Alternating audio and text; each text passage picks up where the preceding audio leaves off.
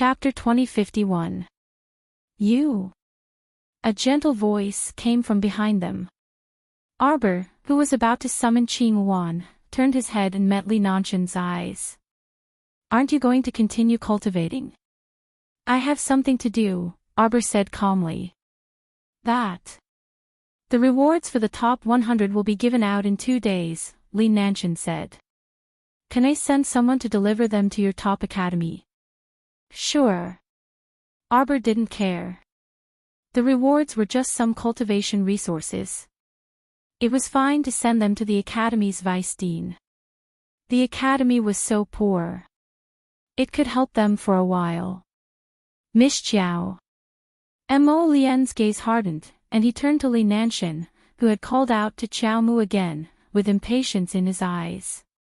Can you tell me the level of your spiritual sense? A level 3 spiritual master with a higher spiritual sense than a level 12 great spiritual master. He had never heard of or seen such a situation before. He was very curious. Or rather, everyone was very curious. Unfortunately, spiritual sense was an illusory thing. Apart from the person who knew it better, outsiders generally didn't know. Qiao Mu gazed at him silently. Level 7. Li Nanshan's eyes narrowed. I'm level 8 now. When she said this, not only Li Nanshan, but even Dao Wuji and the others stared at her as if they were looking at a strange little monster. Everyone's common sense was the same. Spiritual sense couldn't exceed 60% of cultivation. But this little girl's spiritual sense was several levels higher than her cultivation. Was she sure she wasn't a monster? How can that be? Li Nanshan muttered to herself. After Arbor finished speaking, he turned and flew onto the golden dragon's back with Mo Lian. Dao Wuji looked sympathetically at Li Nanshan, who had suffered a great blow, and followed along with the venerable Peach Blossom Immortal and little Tai Sui. Seventh Yen roared and swept its tail in joy, carrying everyone away from the island. Li Nanshan stood there in a daze for a long time. Then she laughed bitterly. This is a true genius.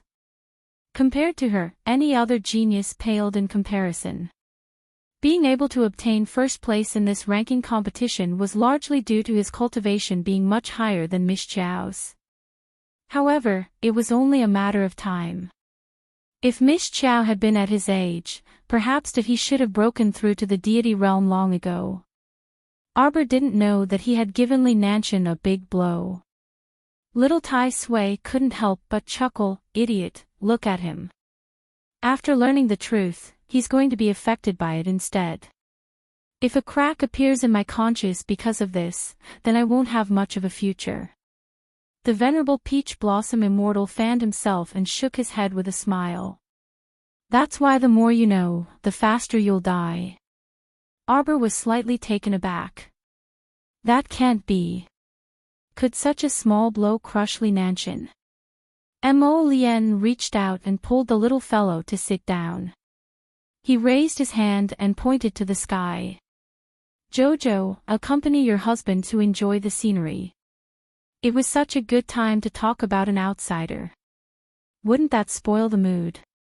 The venerable Peach Blossom Immortal waved his fan behind the two of them.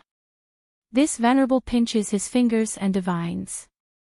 Soon, the sky will be filled with the glow of the sunset, and the scenery will be infinitely beautiful. Arbor looked up into the distance. Sure enough, the glow of the sunset soon filled the horizon, dyeing it with magnificent colors. Amidst everyone's laughter, Little Seven wagged his dragon tail and somersaulted, passing through the colorful clouds. The next morning, the golden dragon's figure silently appeared on Mount Wuwang. Chapter 2052.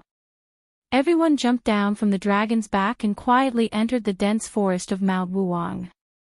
Master Tong, who had been summoned by Mo Lian's secret order, silently appeared in front of everyone and respectfully bowed to Mo Lian. Please follow this subordinate. Dao Wuji and the others immediately understood. Evidently, before boss brought them here, he had already sent people to monitor someone on this mountain. Without another word, Tong led Mo Lien and the others to the entrance of Qingtian Valley with familiarity. He pointed down at a verdant valley that seemed to be inverted. It's there. From here, it's about 300 steps away from Fan Chioha's courtyard. Mo Lien nodded and swept an indifferent glance over Tong. Pass down my order. Kill everyone in the valley without mercy. Tong didn't ask anything and only cupped his fists in response. Then, he led a group of black-clothed youths who had scuttled out of the dense forest and stealthily killed their way into Qingtian Valley, where the Clear Sky sect disciples were gathered in the rear courtyard. Soon, Mo Lien and the others heard the deafening roars of killing coming from afar. Arbor narrowed his cold eyes and said to Prince Mo in a low voice, "Find Fan Chioha and leave him to me." Okay. Mo Lien nodded without another word. The group followed the mountain path into Qingtian Valley and headed for the courtyard that Tong had pointed out. Before they reached the courtyard, Arbor saw a black shadow jump out from the courtyard wall and flee into the depths of the flowers and trees as fast as the wind. Humph! Arbor snorted coldly and released dozens of poison-tailed butterflies with a flick of his hand, ordering them to chase after the shadow. Even at this point, he still wanted to run away. This Fan Chioha was truly regressing as he lived. Arbor's figure flashed, and he flew over a patch of flowers. With a few leaps, he caught up to Fan Chioha. Upon closer inspection, this guy had indeed lost his left leg, so it was very inconvenient for him to escape. At this moment, he was leaning on an iron rod, and most of his body weight was on that pitiful iron rod. A pair of triangular eyes, like a poisonous snake, coldly stared at him. Why are you targeting me again and again? Fan Chioha suddenly couldn't bear it any longer and cursed. Lien, help me capture that old woman Fan Gu. All right. Don't worry, with me here, she won't be able to escape. Mo Lien nodded. She turned around and led little Taisui, Shichen, and the others toward the source of the commotion. Fan Gu, as the main person in charge, would definitely rush to the disciples' courtyards to check what was going on as soon as possible after such a big change occurred in Qingtian Valley. Arbor, on the other hand, was busy dealing with this person, so he could not attend to Fan Gu for the time being. Seeing the group of people running away from Arbor, Fan Chioha's eyes flashed slightly, and his lips cracked open, revealing a devilish smile. Arbor, you're too arrogant. If Prince Mo had not left, he, Fan Chioha, would have to be wary of her. But now, only Arbor remained here. He really didn't know whether to laugh at her naivety or say that Prince Mo was too confident in Arbor. You think you can keep me here? Fan Chioha snorted coldly. Unfortunately, just as he was about to activate the defensive barrier, he vaguely saw 60 ebony talismans suddenly appear around him. What? Fan Chioha was completely dumbfounded. Just now, there was clearly nothing around him. How could so many talismans suddenly appear around him in an instant? Chapter 2053. What on earth was going on? Before Fan Chioha had time to ponder, Arbor activated the talismans with a cold gaze. In an instant, the explosion talismans exploded beside him. Even though Fan Chioha had opened his defensive barrier in the nick of time, he still couldn't withstand the powerful force of so many explosion talismans at the same time. Ah! Fan Chioha was sent flying by this enormous force. Just as he landed heavily on the ground, the little girl's figure shooting towards him appeared in his narrowed eyes. Without any explanation, she took out her ferrule and smashed it down on Fan Chioha's head, almost making him doubt his life. Cough, cough, cough, cough. Fan Chioha coughed painfully and couldn't help but exclaim, Auntie, Auntie. Auntie. Call me Auntie. It's no use even if I call you Mom. A merciless light surfaced in Xiao Mu's eyes, and she abruptly struck down with her palm, leaving a bright red handprint on Fan Chioha's left cheek. Shut up. Arbor flipped her hand and took out a red pill. If you make any more noise, I'll poison you until you're completely mute. Fan Chioha's pupils contracted. He tightly shut his mouth and pressed his teeth against his upper lip. He was so scared that he didn't dare to open his mouth. Let's go. Arbor was just about to bind Fan Chioha with the spirit-binding rope. Suddenly, he took out something from his sleeve and ruthlessly smashed it on the ground. Arbor sneered. She didn't dodge or evade. With a wave of her hand, hundreds of defensive talismans surrounded her body. The powerful aura from the explosion of the spiritual energy ball had no effect on her at all. It was all blocked by the defensive talisman array. Moreover, this was only a level 4 spiritual energy ball. Its effect was definitely inferior to that of a high-level spiritual energy ball. Arbor's lips curled into a mocking smile. The spirit-binding rope in her hand was like a slithering snake. In a short moment, she had tied up Fan Chioha's hands and firmly held one end of the rope. Tightening and pulling, she directly dragged Fan Chioha, who had fallen to the ground, to her feet like a dead dog. Fan Chioha's body rubbed against the rough ground. The humiliation almost suffocated him. Arbor grabbed the ferrule and smacked it down on his right cheek. Run. I'll let you run again. Cough, cough, cough, cough. Fan Chioha felt that a few of his teeth had been broken by the little girl's ruler. His face was bruised and swollen. He looked at her in confusion and accused angrily, Arbor. Don't go too far. What kind of enmity does my Fan clan have with you for you to be so vicious as to kill all of our clansmen? Arbor was infuriated. Without any explanation, he switched to a metal rod and smashed it on Fan Chioha's legs, stomach, arms, and even his face. Ah! Ah! Ah! What enmity? How could a scumbag like you not know? Shouldn't I be the one asking you? What kind of enmity do you have with me? Why have you been unwilling to let me go all these years? You scum! Today, I will let you know what it feels like to be cut open with your own hands.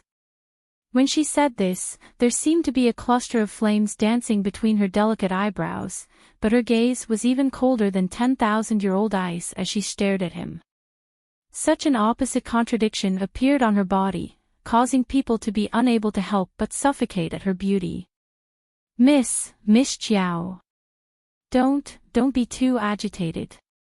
Fan Chioha could not help but swallow his saliva as he hurriedly said. Speaking of which, it was because of a small misunderstanding that we. Ah! Fan Chioha's flesh was lacerated from the whipping of the water spirit whip. Chapter 2054. Take me to your laboratory. Xiao Mu stood up with the spirit-binding rope and dragged Fan Chioha forward like she was dragging trash. She then turned to glare at him and said, Or are you saying that you want my lotus to soul-search you? Do you want to become an idiot like instructor He Jiao became an idiot. Fan Chioha's heart skipped a beat. No wonder the communication jade talisman didn't respond. It turned out that this pawn had already been removed. Damn it. What do you want to do? Not allowing for an explanation, Xiao Mu slapped Fan Chioha heavily across the face with a severe expression. Stop being long-winded, stop blabbering. Just leave when I tell you to. Bah. Fan Chioha was anxious and furious. His hands were bound, and he couldn't exert any strength. He could only lower his head and spit out a mouthful of blood. Arbor swung his rod at his stomach. Ow! Fan Chioha curled up like a prawn, and a faint trace of fear flashed through his eyes. This girl was truly a lunatic. Just by looking at her crazy methods, he knew what this wretched girl would do to him next.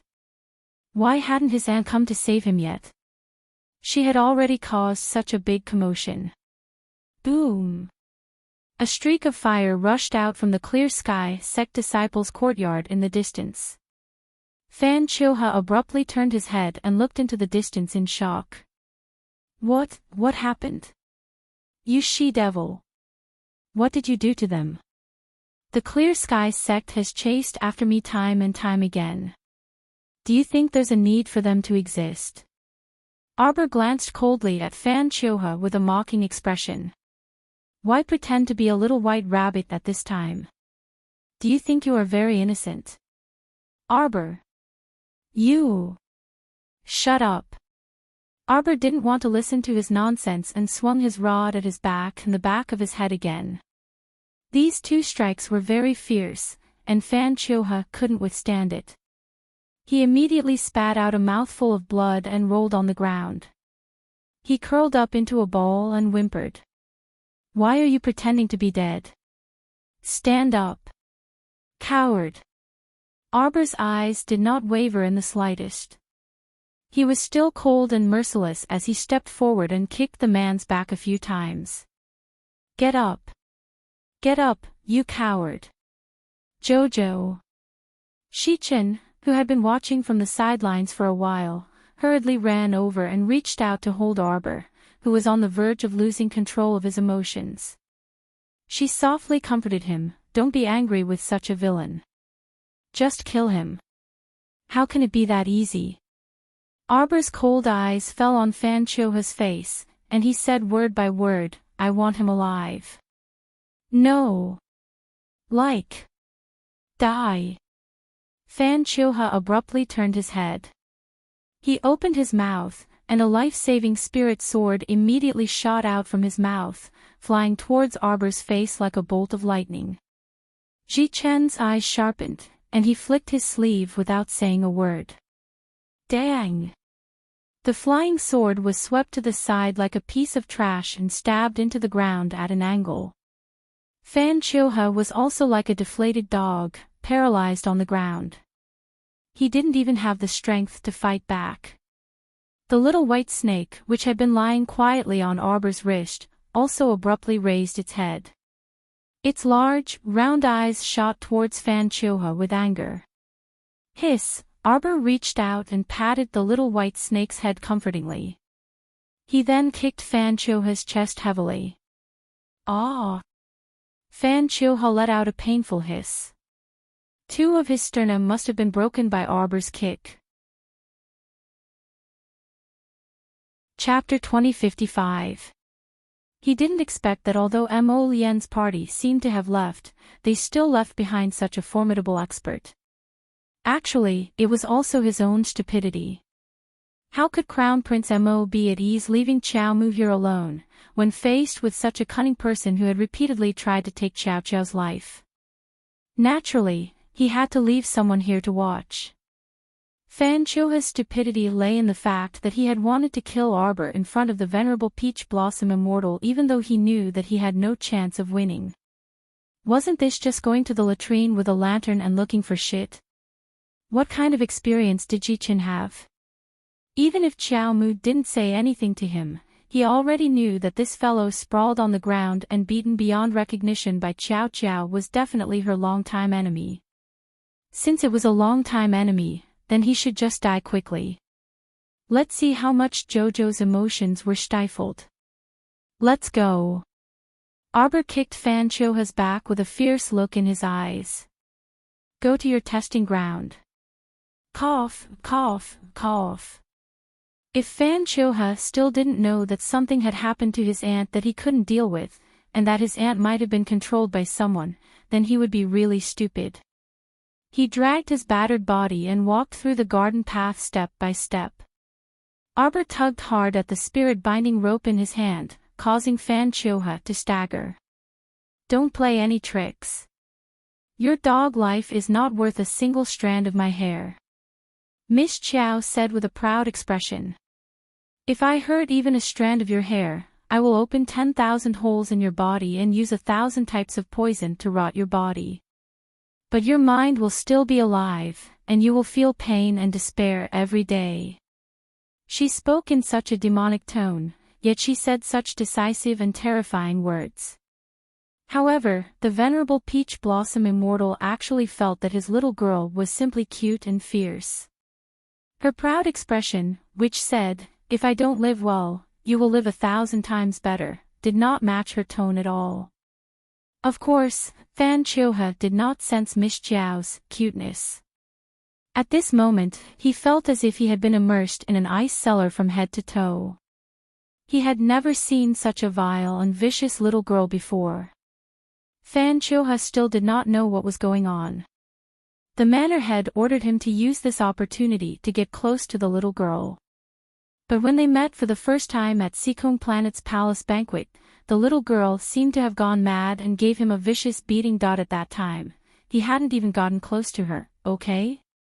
Every time they met, this little girl seemed to have foresight. Not only did she look down on him, she even tried to kill him time and time again. He didn't even have the time to make a move on her, and somehow, he was in such a disadvantageous situation. Fan Chioha had no choice but to move aside a stone bench in the garden and lead the two people down the stairs step by step toward the Clear Sky Gates dungeon.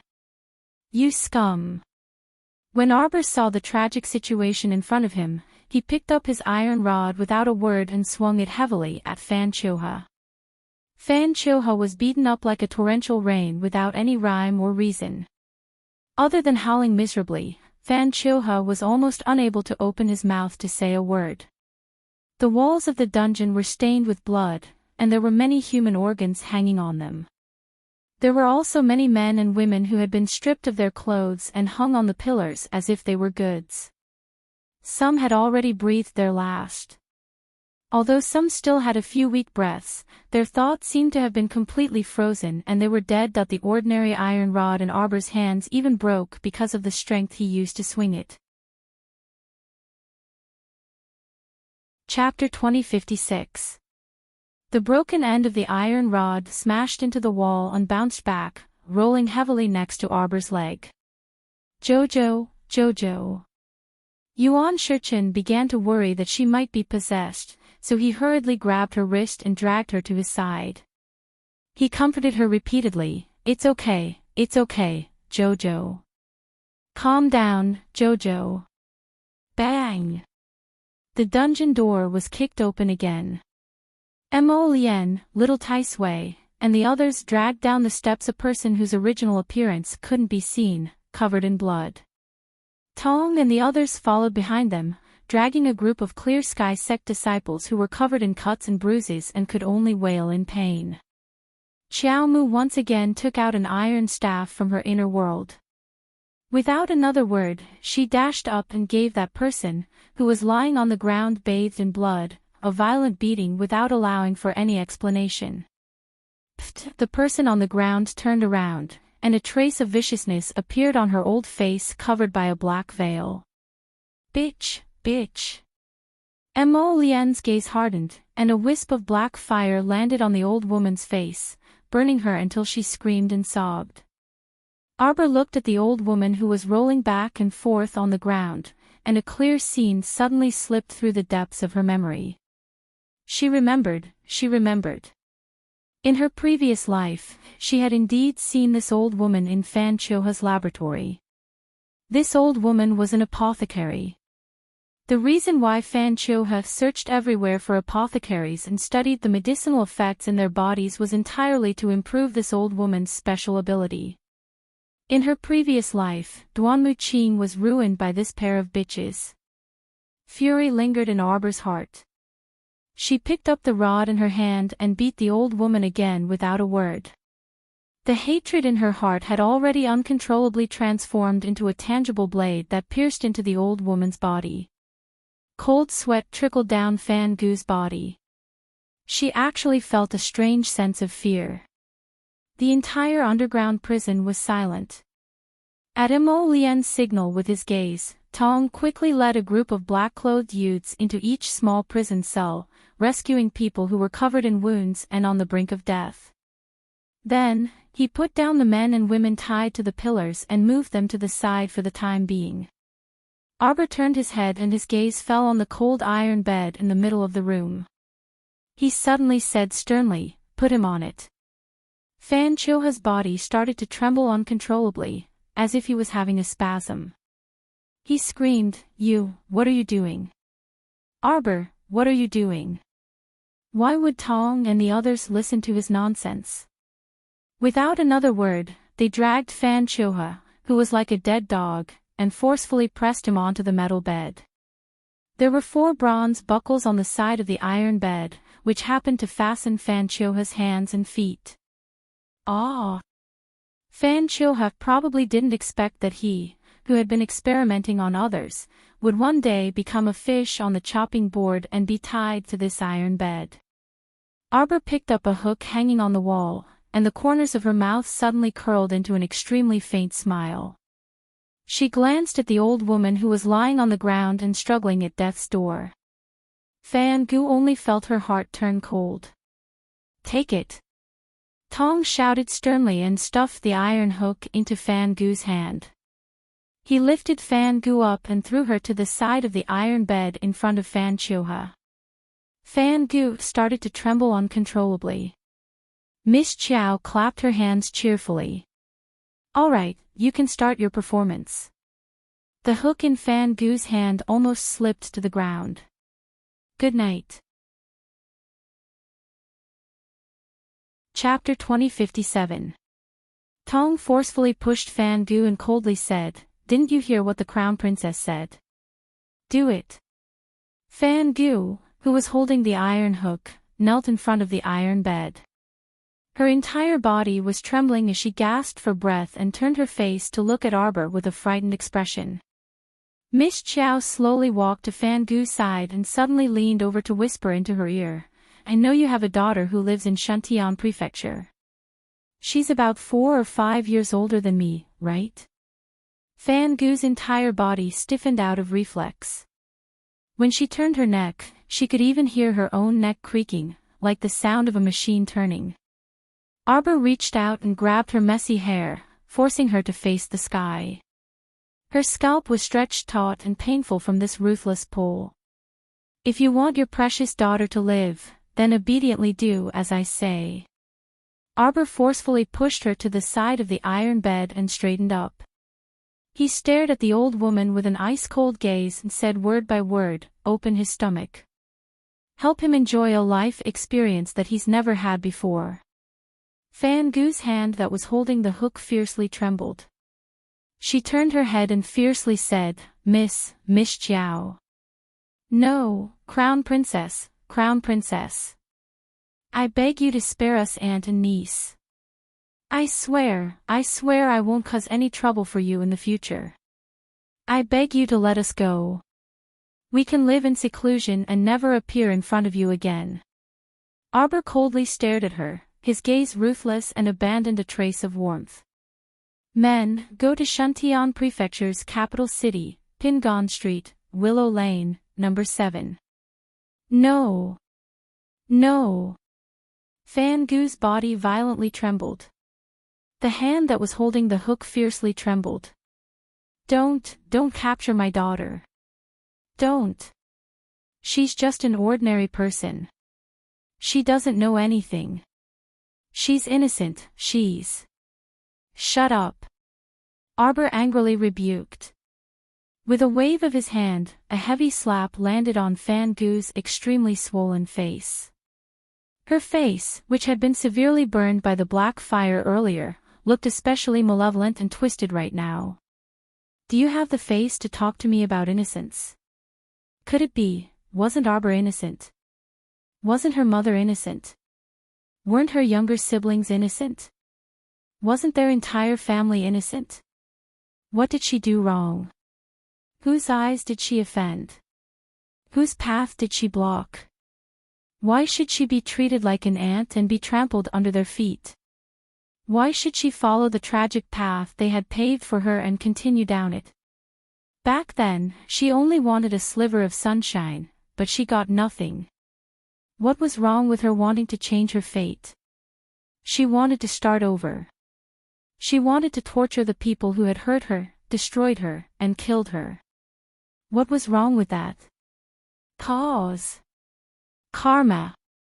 Everything was the result of the original sin that they had committed, the sin that they had committed. Only by torturing them over and over again could she get rid of the demons in her heart that haunted her in both her previous and current lives. Only then would he be able to face those innocent lives in his previous life. Go to hell. The wood spirit in Arbor's hand formed a vine whip full of thorns and barbs. With a slight movement of his wrist, he heavily swung it at Fan Gu. You must pay for the sins you've committed in your past life. No one can hide, no one can escape. When I crawled out of the bloody sea of hell, I told myself this. In this lifetime, no one can bully me. Chapter 2058. No one can abuse me like they did in the past. Manipulate me. Enslave me. Destroy me. Fan Choha, you can't. Nanny Fan, you can't either. Even if it's heaven and earth.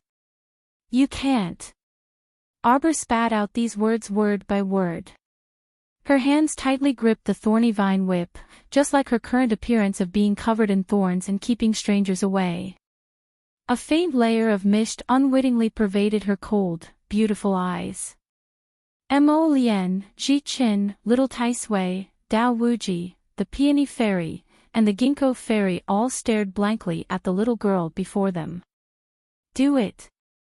And, don't. And, don't. When the sharp iron hook cut into his lower abdomen, Fan Choha only felt his nose fill with the stench of blood. So this is what it feels like to have your body cut open by someone. A malicious glint flowed out from the depths of Fan Gu's eyes. Suddenly, she poured a handful of medicinal powder into Fan Choha's body. The medicinal powder sizzled in his blood and was quickly absorbed. Fan Choha's limbs were bound by copper rings, but his body convulsed and trembled under the immense torment. He couldn't stop screaming. Pull yourself together. Our blood feud can only be avenged by ourselves. Fan Gu screamed with all her strength, her old eyes staring fixedly at Fan Choha. She couldn't let these people leave alive.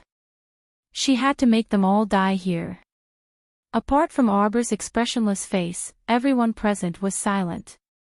Mo Lien, Ji Qin, Little Tai Sui, and the others all had cold gazes as they indifferently watched the monster struggling on the iron bed. Fan Choha's body underwent a mutation. In a short few minutes, countless soft tentacles grew out of his body. It was as if the blood of an octopus had been absorbed into a human body, but it was also more like a living corpse. His eyes glowed with a faint green light. With two loud bangs, he struggled free of the copper rings on his wrists. Arbor's vine whip drilled out and heavily whipped Fan Choha's neck. Monster. Go to hell. Dozens of confinement talismans formed a confinement talisman array, instantly locking Fan Choha to the iron bed.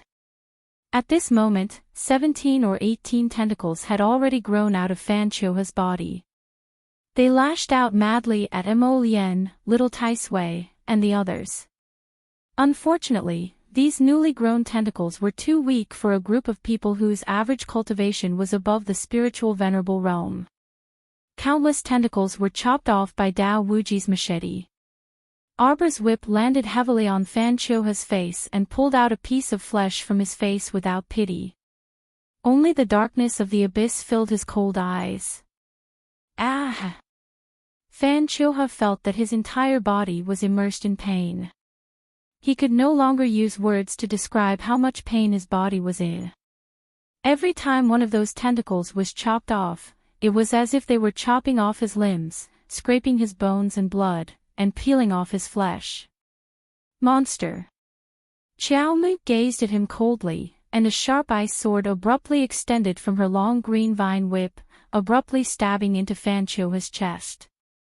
Fan Choha didn't have time to break free of the copper rings on his feet. He fell back onto the iron bed, his tentacles crawling one by one. Those strange and terrifying soft tentacles drilled out of his chest, stomach, and even his head. Chapter 2059. In just a moment, Fan Chioha had completely turned into a living monster, completely stripped of his human appearance. Mo Lien stared at the freak in front of her with incomparably cold eyes, and she said word by word, "You look too disgusting. Kill him." At Mo Lien's command, the little Tai Sui snapped its fingers, and a huge stone palm materialized, slapping down on Fan Chioha's head. Bang! All of Fan Chioha's tentacles were crushed into meat paste. His entire body sank into great pain, and he wailed miserably. Fan Gu's entire body went limp on the ground. She didn't expect these young people's strength to be so terrifying. Even if she gave Fan Chioha the final strong drug, she still couldn't escape from this dungeon. "Don't kill me, don't kill me. Your Highness. It has nothing to do with me. We were entrusted by others to be used by others. Crown Princess. Crown Princess." Arbor didn't want to listen to her anymore, and he turned to leave this gloomy hell. Mo Lien naturally wouldn't stop him. She couldn't wait for Jojo to leave this filthy place as soon as possible, far far away from here. "Crown Princess. Let me go. Crown Princess." Fan Gu burst into tears. She crawled and rolled a few steps on the ground, but the peony fairy kicked her back to the metal bed. "Io, don't make so much noise. You're making this fairy's ears hurt." Mo Lien coldly swept a glance at Fan Gu. After a moment of silence, she said indifferently, "Don't worry.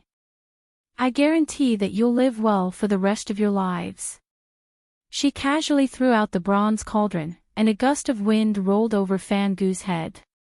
Fan Gu's entire body quivered, and then she let out an extremely tragic scream. A cluster of black flames burned Fan Gu and Fan Chioha's bodies. Mo Lien's cold voice sounded faintly without any warmth. "Underworld Yellow Springs, remember to find your enemies. China's Mo Lien will wait for your revenge at any time. It's a pity. A soulless person couldn't even go down to the 19 levels of hell, let alone reincarnate and seek revenge." A moment later, 2 wisps of soul fire fell into Mo Lien's hands. Little Tai Sui and the others couldn't help but shudder internally upon hearing this. This savage fellow had actually refined the souls of 2 soul masters. Was he planning to become a puppet? Compared to when he had refined Luigi's soul back then, Prince Mo was obviously much more adept this time. After coming up from the dungeon, Mo Lien found his little wife by a secluded cliff in the Qingtian Valley. At this time, it was already the beginning of the 12th month, and winter was about to arrive.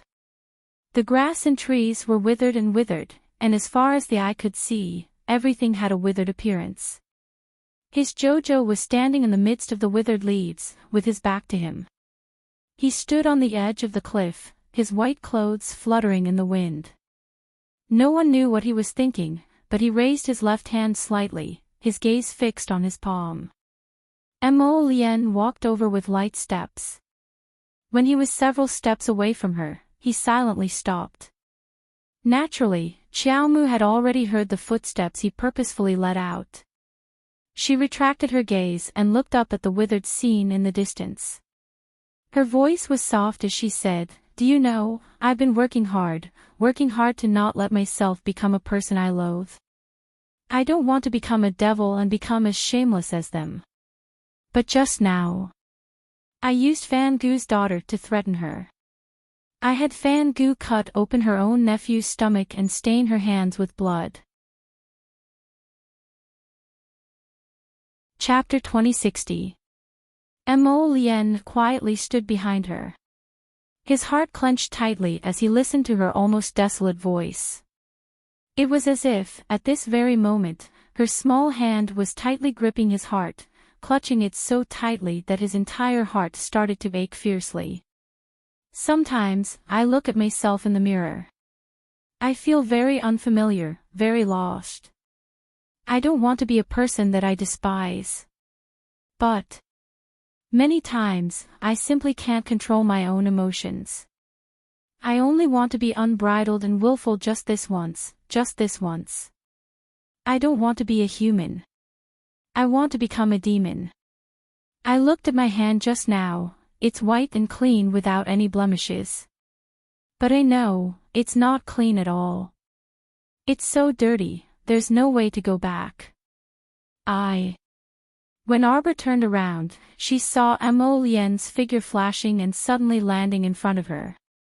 Stretching out his arm, he hugged her tightly into his embrace. Smelling his scent, Xiaomu quietly leaned into his embrace. For a moment, she only felt her eyes sting, and she had the urge to willfully burst into tears. She wanted to wantonly act coquettishly and roll around in this person's warm embrace. She knew that no matter how overboard she was, he would always stand by her side and support her unconditionally. However, she didn't want him to bear the sin that originally belonged to her. That way, Jojo's heart would ache, he would be sad, he would loathe her and despise her. Mo Lien's hand gently caressed the back of her head as he hugged her tightly in his embrace. He looked down at her and murmured softly, "I will only say what I'm going to say today just this once. You must firmly remember it in your heart and engrave it in the depths of your soul. For thousands of years, you must not forget it." His slender fingers gently brushed the black hair on her temples as he gazed deeply into her eyes with gentleness. "I don't care if you're a human or a demon. 9 heavens. 9 underworlds. Blue skies and clouds, blue skies and yellow springs, I'll follow you. You and I will hold hands for all eternity." Arbor stared at him blankly. Inexplicably, she couldn't stop her tears as they kept falling from her big eyes. She was crying. Mo Lien's heart clenched tightly. If Fan Gu and Fan Chioha were still alive, he would like to cut them into pieces a few more times before making a decision. "Did you hear that, my Jojo?" Mo Lien raised her hand to wipe away her tears. She pretended to be calm and gave her a faint smile. In fact, her heart was in a mess and she couldn't relax. He stretched out his arms and pulled her into his wide embrace. "Jojo, you have me. Don't think too much. Just do it. Do what you think is right. No matter what the outcome is, I will help you deal with it. If you want to be willful, then be willful. Do whatever you want to do. My Jojo deserves all the best treatment." He reached out and held her small hand, completely enveloping it in his palm. He murmured softly, "How can such a clean hand be dirty? It's not dirty at all. In this world, my Jojo is the most beautiful." He lifted her up and gently covered her lips. "Don't you think so?" Arbor's heart was so close to him that she could only feel her little heart beating loudly as if it was going to jump out of her chest. Arbor pursed her lips and nodded repeatedly. 9 heavens. 9 underworlds. Blue skies and clouds, blue skies and yellow springs, I'll follow you too. Chapter 2061. Mo Lien, to be able to meet you in this lifetime. It's probably the luckiest thing that happened to me in this lifetime. At that time, I was probably still struggling bitterly in a painful hell. I have you. I have you. I have you. Miss Chiao moved her small head and snuggled into his embrace, squirming back and forth. It was as if she could see herself lying in a dark dungeon during those difficult years, staring at the dark ceiling in a deep daze and helplessness. It was as if she could hear Fan Gu's shrill voice laughing harshly in her ear. I'm going back to Willow Lane tomorrow. I've been looking at a few families for your cousin recently. There seems to be one that's not bad." Fan Chioha's hearty laughter rang out. Then congratulations, Auntie. You should be able to hold your grandson next year. Get married. At that time, she could only stare blankly at the dark ceiling of the dungeon, listening to the squeaking of the rats. She asked herself again and again in the depths of her heart, what is it like to get married? What is the experience of life? I'm so envious of those people whose limbs are intact and who can walk normally under the sun that I'm so envious of Fan Gu's daughter, so envious. Mo Lien raised a hand to stroke her small head. Her gaze passed over Jojo's black hair and landed on Tong, who was standing in the distance. A cold and stern gaze was released with icy determination. Once the order was given, the latter immediately knelt on one knee and swiftly left with his men to carry out the order. When cutting weeds, you must dig up the roots. Fan Gu's daughter, kill. When it came to the degree of hardening one's heart, His Highness the Crown Prince was clearly many times stronger than Jojo. This man who controlled the lives and deaths of many people on Seekong planet didn't have much gentleness and kindness. No matter how harmonious he looked on the outside, his heart was extremely cold. For the sake of MOU's future, for the sake of Mo Kingdom's stability and well-being, he could even ruthlessly cut off his 8-year-old nephew, Mo Ching.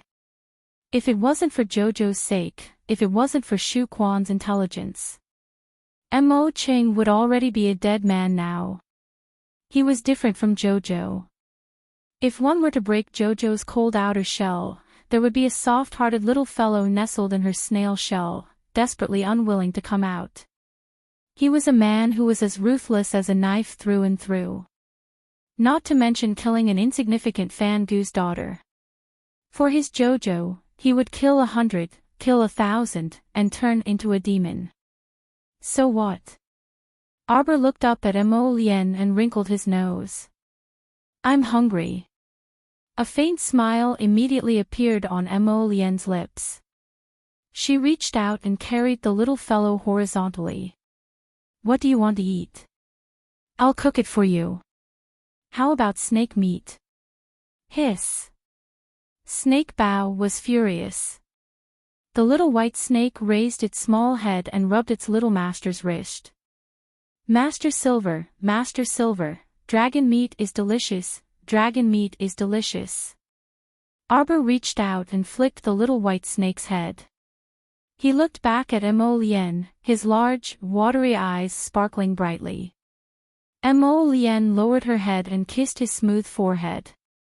Then why don't we find an inn to stay at first? I'll cook a sumptuous meal for you. Okay. Arbor nodded. With a wave of his sleeve, dozens of explosive birds flew out from Paradise Planet. These little fellows who played suicide all day only had 3 years of lifespan, and they were preparing for suicide every day. Go. Arbor flicked his finger, and the flock of explosive birds scattered around Qingtian Valley on Mount Wuang. Chapter 2062. Boom. Boom, boom. A few explosions rang out. Wherever the explosive birds passed, the serene and beautiful clear sky valley was blasted into ruins. Arbor swept an indifferent glance over, her eyes without the slightest ripple of emotion. This kind of place that hides filth and tolerates filth, so be it. No matter how beautiful its scenery looked, it couldn't hide its rotten nature. The entire clear sky gate was engulfed in flames. The light of the fire contrasted with Arbor's calm face. She looked at the building that was crackling in the flames with a trace of coldness in her eyes. The past passed like a dream, and yesterday's events were like yesterday's death. From now on, there was no longer that smiling big brother in the world. She hoped that he could live comfortably and happily in that bloody hell. Have a safe journey. Arbor tugged at the corners of her mouth, trying hard to reveal a smile. Under the light of the fire, it looked extremely magnificent. Mo Lien's palm covered her small face. My Jojo, I hope that from now on, you will no longer have any inner demons or nightmares. You will be healthy, happy, and smooth. on Shuntian Prefecture's Ping-an Street. Many shops had closed down due to poor management due to the changes in the world. However, many small stalls had popped up on the streets and alleys, selling all kinds of strange little things. This street could be said to be the busiest in the entire Shuntian Prefecture. Immortal Grass Tea House. Hey, did you guys hear? Yesterday, a valley in Mount Wuwang, 50 kilometers outside the city, strangely caught fire. Everyone said that someone had angered a fire-breathing divine beast on Mount Wuwang. The divine beast showed its might. Yes. I heard that the prefecture lord issued a mission and sent several teams to Mount Wuwang to investigate. TSK, this matter is going to blow up. Hey, do you guys think it could be a fire-breathing divine beast? Who knows? Whether or not a divine beast is a divine beast has little to do with us ordinary people. That's true. I heard that something big happened in Willow Alley yesterday. Yes. It seems that there was a female corpse hanging at the entrance of Willow Alley. It almost scared the night watchmen out of their wits. Did you find out who killed him? Sigh, you're really naive. What kind of world is this? Who knows if a corpse puppet will jump out and bite you to death when you walk down the street? That's right. In the past, when there was peace and prosperity, even if 1 or 2 civilians died, they wouldn't necessarily investigate. I heard that the 4th steward of the manor head gave the order to burn that woman to prevent her corpse from mutating. Poor thing, he's still young. It's said that his family is quite wealthy. I wonder if it's a robbery. Robbery? One of them snorted and said, "You guys are really naive." It said that the female corpse's mouth was covered with mud, and there were 3 soul-subduing talismans on her body. Even if she went to the underworld, she wouldn't be able to ask for help. How heartless. Killing someone is just a matter of time. Cha-cha. The bell at the door rang, and everyone subconsciously turned their heads to look. With this glance, his eyes almost blurred. The 2 women who entered the door were as beautiful as peaches and plums and as brilliant as flowing flowers. Their ornaments jingled, revealing half of their fair and delicate arms. Their soft breasts rose and fell, and their slender waists were half exposed. The onlookers' eyeballs almost fell out of their sockets. The sound of saliva being sucked in could be heard incessantly. The gazes of all the men in the hall fell on the 2 of them. Chapter 2063. This is the capital of Shuntian Prefecture, but I haven't seen any spacious and bright taverns along the way. I'm so tired. Fairy Ginkgo flicked the pink silk handkerchief in her hand and waved it in the air. I'm not going. Have a cup of tea before you go. The men and women who followed them in were all like immortals in a painting, making people unable to take their eyes off them. The man in red brushed his sleeves, moving gracefully. The man in black had picturesque features, gentle as the wind. The little girl held by the man in black had an expressionless face, cold as ice. Her eyes were like the stars in the dark night, dreamy and illusory, as if she could suck in a person's soul with just a glance. This group of people walked in slowly, immediately illuminating the entire humble room. Everyone felt that the small shabby tea house in front of them had improved a lot in an instant. The waiter hurriedly ran over, wiped the chairs and stools, and invited them to sit down with a smile. Arbor sat by the window, one hand supporting her chin, her gaze drifting to the bustling street. Lien, do you think that child will have a good life in the future? Of course. Although that farmer isn't particularly rich, the couple are hard-working people, praised as good people by the surrounding villages. Mo Lien raised his hand and patted her head. Don't worry, that child will get better. Arbor turned her little head, looked at him, and nodded. There were no survivors in the dungeon of Clear Sky Valley, but the child they had saved in the underground base had stubbornly survived. After a period of recuperation, her body had improved a lot. When she was sent to the farmer, the child was already able to speak. As long as she took the pills she left behind on time, she would be able to jump around in less than half a year. She hoped that the child would have a normal family and walk a normal life path, and that there would be no more disasters or mishaps in the future. Good girl, I'll send people to check on that child from time to time. There will be no problem. Okay. Arbor nodded, taking the tea he handed over. Dang, dang. The bell at the door rang again. Arbor looked up and saw an old acquaintance, the little yellow crane, and her unruly senior sister, Fairy Ling Fei, walking in. Ling Fei's gaze fell on Arbor and the others with a trace of resentment in his eyes. Immortal Yellow Crane had already strode over and greeted Xiao Mu enthusiastically. Little benefactor, you're also here. Huang He. Fairy Ling Fei yelled at her in exasperation. She turned and walked towards the door. Let's go back to the residence. Yellow Crane Fairy turned her head and glanced at her senior sister. She held Arbor's hand and said, Little benefactor, where do you plan to stay? I have to return to the residence to see Master. Tell me where you're staying, and I'll come and play with you tomorrow. Huang He. Fairy Ling Fei roared, causing Fairy Huang He's hand, which was holding Arbor, to tremble slightly. Heavens, senior sister Ling Fei's temper has been too bad recently. For it to suddenly flare up, could it be that his body had mutated? Why aren't you leaving? Fairy Ling Fei swept a cold glance at Yellow Crane Fairy, and her gaze swept disdainfully over Arbor. Today, the residence is hosting a banquet to entertain the young masters from the Divine Continent. Master wants us to return as soon as possible. Are you going to defy Master's orders? Sob sob sob. Yellow Crane Fairy bit her handkerchief and reluctantly let go of Arbor's hand. Little benefactor, then tomorrow at this time, can you wait for me here? Fairy Yellow Crane, can you not act cute?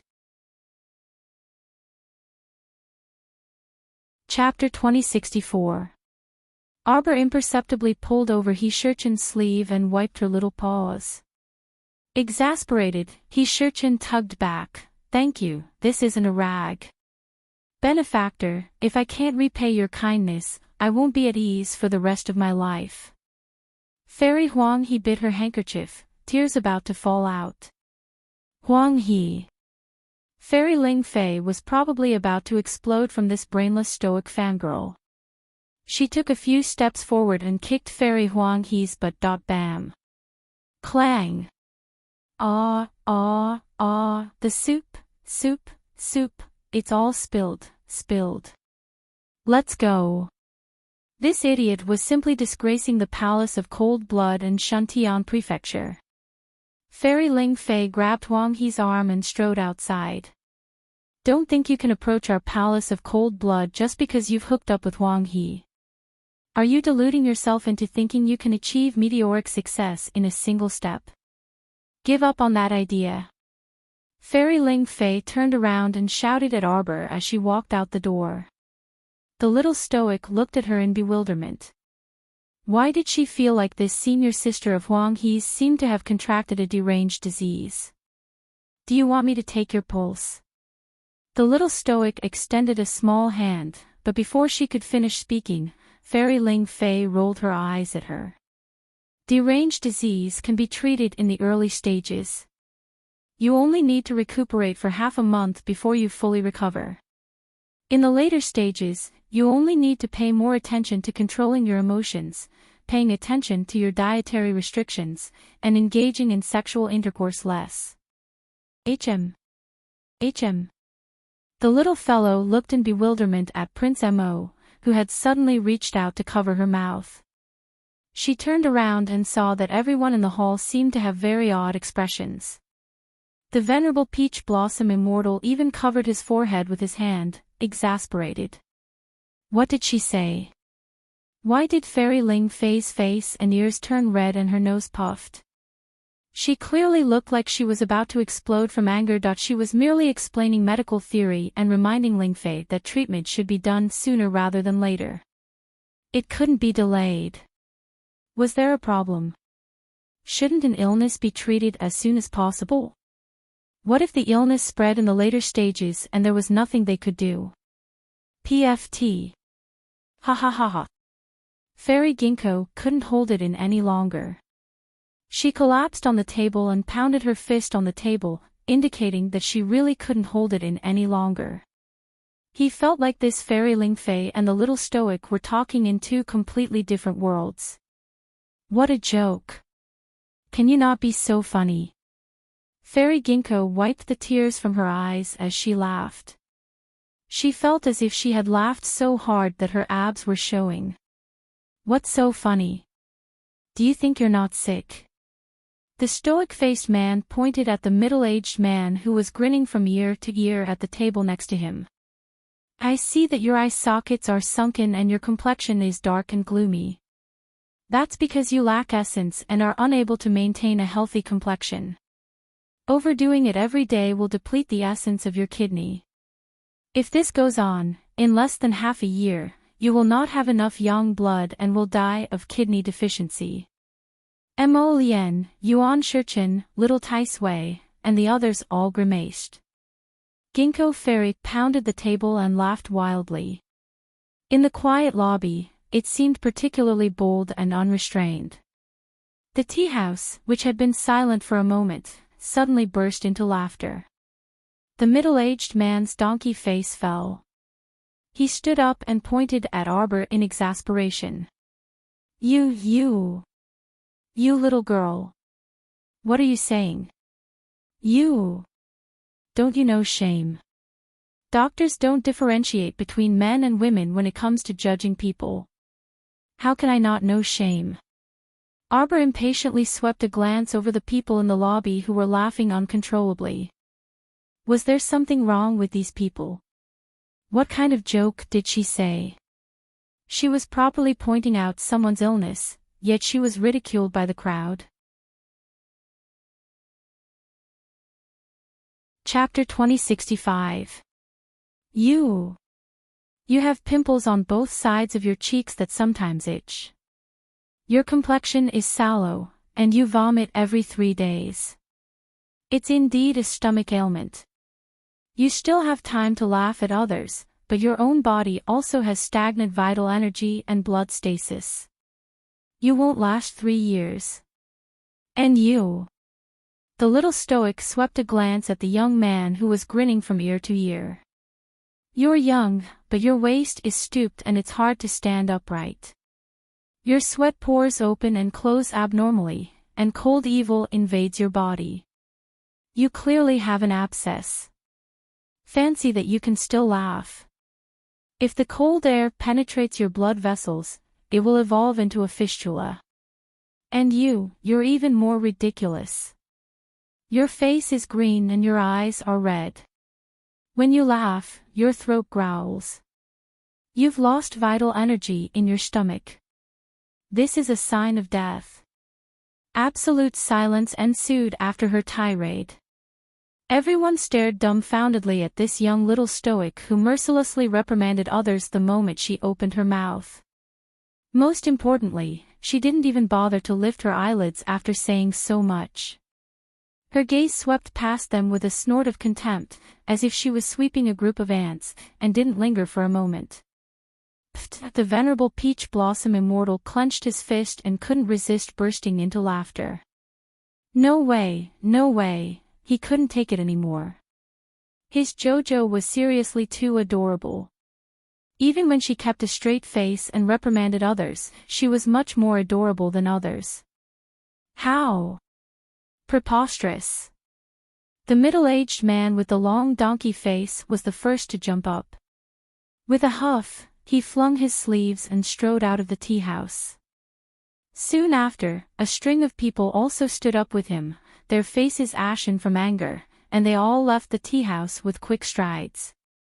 Fuck, he only came to drink tea, yet everyone in the tea house knew that he had a kidney deficiency, a stomach ailment, and an irregular lung meridian. Where would these wealthy business owners put their faces? The tea house owner kept pleading like a grandpa, "Don't go. Hey, everyone, don't go, don't go. Boss Shang. Shang." Everyone threw down their money and left in a huff. At this time, an idiot suddenly clapped vigorously with a fangirl-like adoration on her face. Her grape-like eyes stared intently at Jojo and said, "Little benefactor, you're so awesome. You know so much. Get lost." Fairy Ling Fei roared angrily. She grabbed Jojo's die-hard fan, Fairy Yellow Crane, and dragged her outside. "Little benefactor, I'll come and find you tomorrow. Wait for me."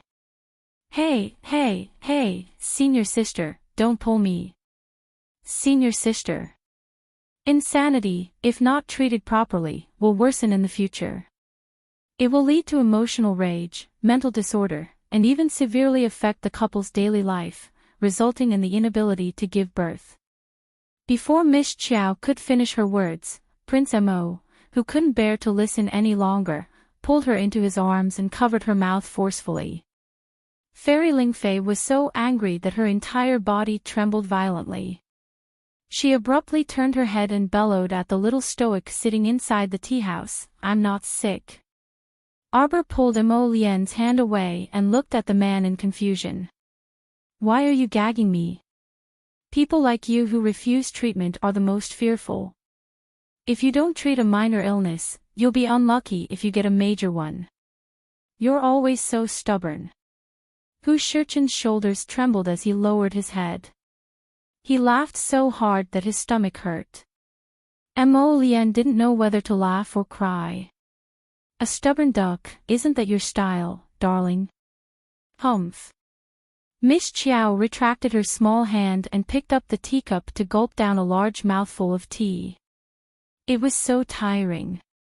If it weren't for the fact that those people were truly outrageous, how could she have been happy and said so much to analyze their illnesses? However, this bunch of idiots all thought she was a barefoot doctor on the streets and spoke without thinking. Chapter 2066. You have no taste. I can't be bothered with you.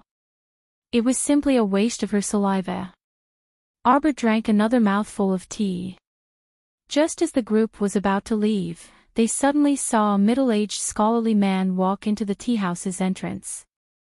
As soon as he entered, he cupped his hands at everyone and said with a smile, "Are you the top-notch academy teachers and students who won 3rd place in the academy ranking competition?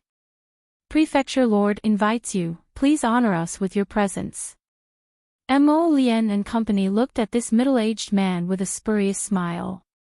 "Uncle De, why are you inviting them?" Fairy Ling Fei was so angry that she wanted to vomit blood, but she had no choice but to walk back into the tea house when she heard his voice. Ever since she met the little Stoics group, she, Fairy Ling Fei, had been making a fool of herself. Her various humiliations made her feel indignant. Yet now, Master and Prefecture Lord were actually inviting this bunch of bumpkins to Shuntian Prefecture's main estate for a banquet? On what basis?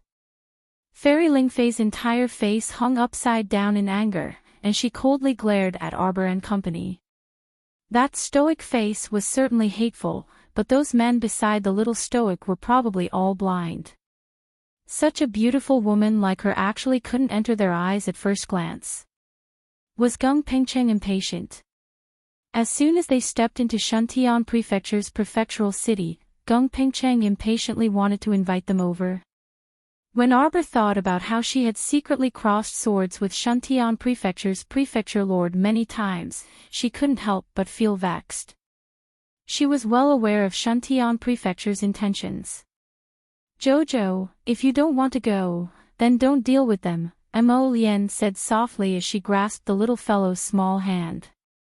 Could it be that a mere Shuntian Prefecture's prefecture lord could overturn the heavens? Arbor shook her head. "Let's go take a look." When she thought of the various good deeds Shantian Prefecture's prefecture lord had done, Arbor couldn't help but sneer. Previously, Prince Mo told her that they didn't find anything substantial or useful during the process of searching Fan Gu and Fan Choha's souls. Someone must have tampered with them. However, it didn't matter if they couldn't find anything. This was because Arbor was very clear that this matter was definitely related to the Shantian Mansion's mansion master, Gung Pengcheng. Seeing that Arbor had agreed, the middle-aged scholar who came to invite them seemed to be relieved. He smiled and cupped his hands. That's good. Everyone, please. Today, several young heroes from the Divine Land were invited to the main mansion. All of you are of similar age, why don't we make friends? From the middle-aged scholar's point of view, being able to make friends with the young masters and young ladies of the Divine Land was naturally something that everyone envied. Unfortunately, Arbor's expression was cold. He glanced at him, got up, and walked out of the door with Mo Lien, hand in hand. Such a shabby carriage, is it here to pick us up? Arbor said in disdain. He glanced coldly at the middle-aged scholar and said, since your mansion's mansion master isn't sincerely inviting you, then please leave. Ah, wait. He saw that the little stoic was about to turn around and leave while holding on to the man's arm. The middle-aged scholar couldn't help but feel anxious.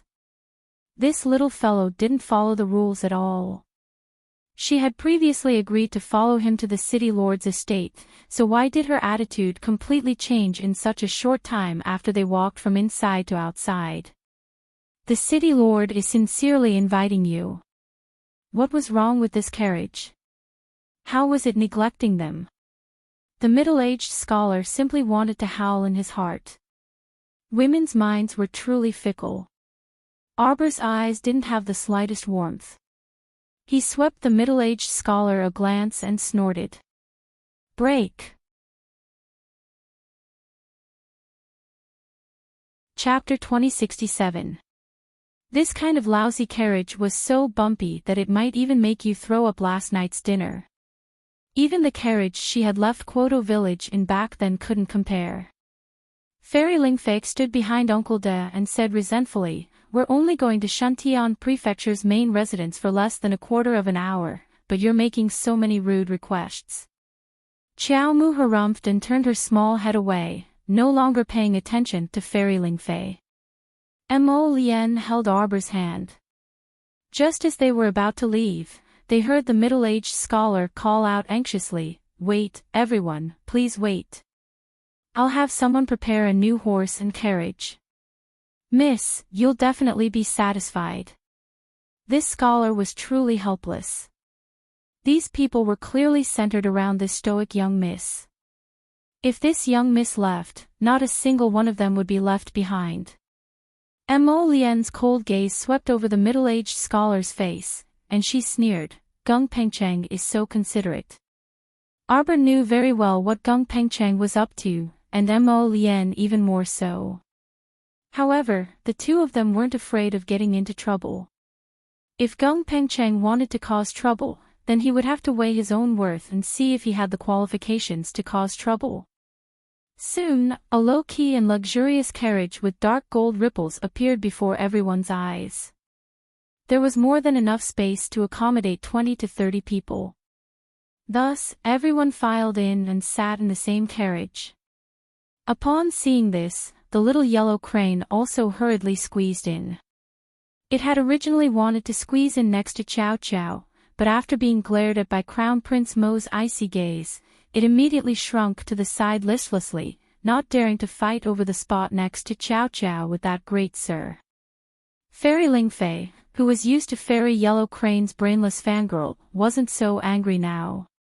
However, she was just about to get into the carriage with a stifled feeling in her chest when Dao Wuji, who was sitting at the door, blocked her. Hey, the carriage is full. Don't come in again. Fairy Lingfei was instantly enraged. Seeing that they were about to quarrel again, the middle-aged scholar hurriedly turned around and brought over a vigorous horse for Fairy Lingfei. Fairy Ling Fei angrily leaped onto her horse and swung her whip. Everyone could only see the horse galloping away, kicking up large clouds of dust as if venting her anger. Sure enough, from the tea house to the Shantian Prefecture's main residence, it took about 7 to 8 minutes. Everyone got off the carriage one by one and followed Uncle De, who was respectfully leading the way in front, into the main mansion. They passed through the corridor and walked towards the main hall. Layers upon layers of houses were hidden between the mountains, rivers, and pavilions. Shantian Prefecture's prefecture lord was holding a banquet for guests. Accompanying him was his wife, the current palace lord of the Palace of Heartless, Madame Fong. Pa! Pa! Arbor's group didn't expect such a wonderful show to be waiting for them as soon as they arrived in front of the reception hall. There was a row of 7 or 8 people tied up in front of the door. All of them were badly mutilated. It was hard for those young masters and ladies who were laughing and joking in the hall to still be able to eat. The Shantian Prefecture's prefecture lord was too impatient to give them a show of strength. Prince Mo's lower lip curled slightly. Holding his little wife's hand, he led everyone into the main hall slowly. Arbor turned his head to take a look and suddenly stopped in his tracks. A trace of anger flashed across his face, and without any explanation, he slapped a burly man with his palm. This person was currently using his whip on a thin and weak servant. The whip was swung with all his might and vigor. It's the last day of the month. I'm here to rob a monthly ticket. Don't forget to vote when you pass by. Vote, vote, vote. Chapter 2068. Suddenly, the wind from someone's palm swept across his back, and the burly man couldn't help but stumble forward. He didn't have eyes and bumped into another person's whip. Immediately, his flesh was lacerated, and he howled miserably as he covered the whip marks on his face. For a moment, there was silence both inside and outside the hall. Because of this sudden scene, everyone stopped their random banter and looked over in surprise. Sitting in the main hall, the Shantian Prefecture's prefecture lord and his wife respectfully accompanied them. They looked at Arbor's group with different expressions. The Shantian Prefecture's prefecture lord, Gung Pengcheng, looked like a middle-aged man close to 50 years old. His temples were slightly bald, and he had thick eyebrows and big eyes. When he looked at Arbor, that kind of scrutinizing gaze was full of deterrence.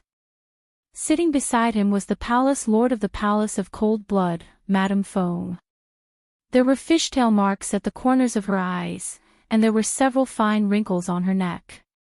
Although her makeup was very delicate, it couldn't completely cover the traces of age on her face.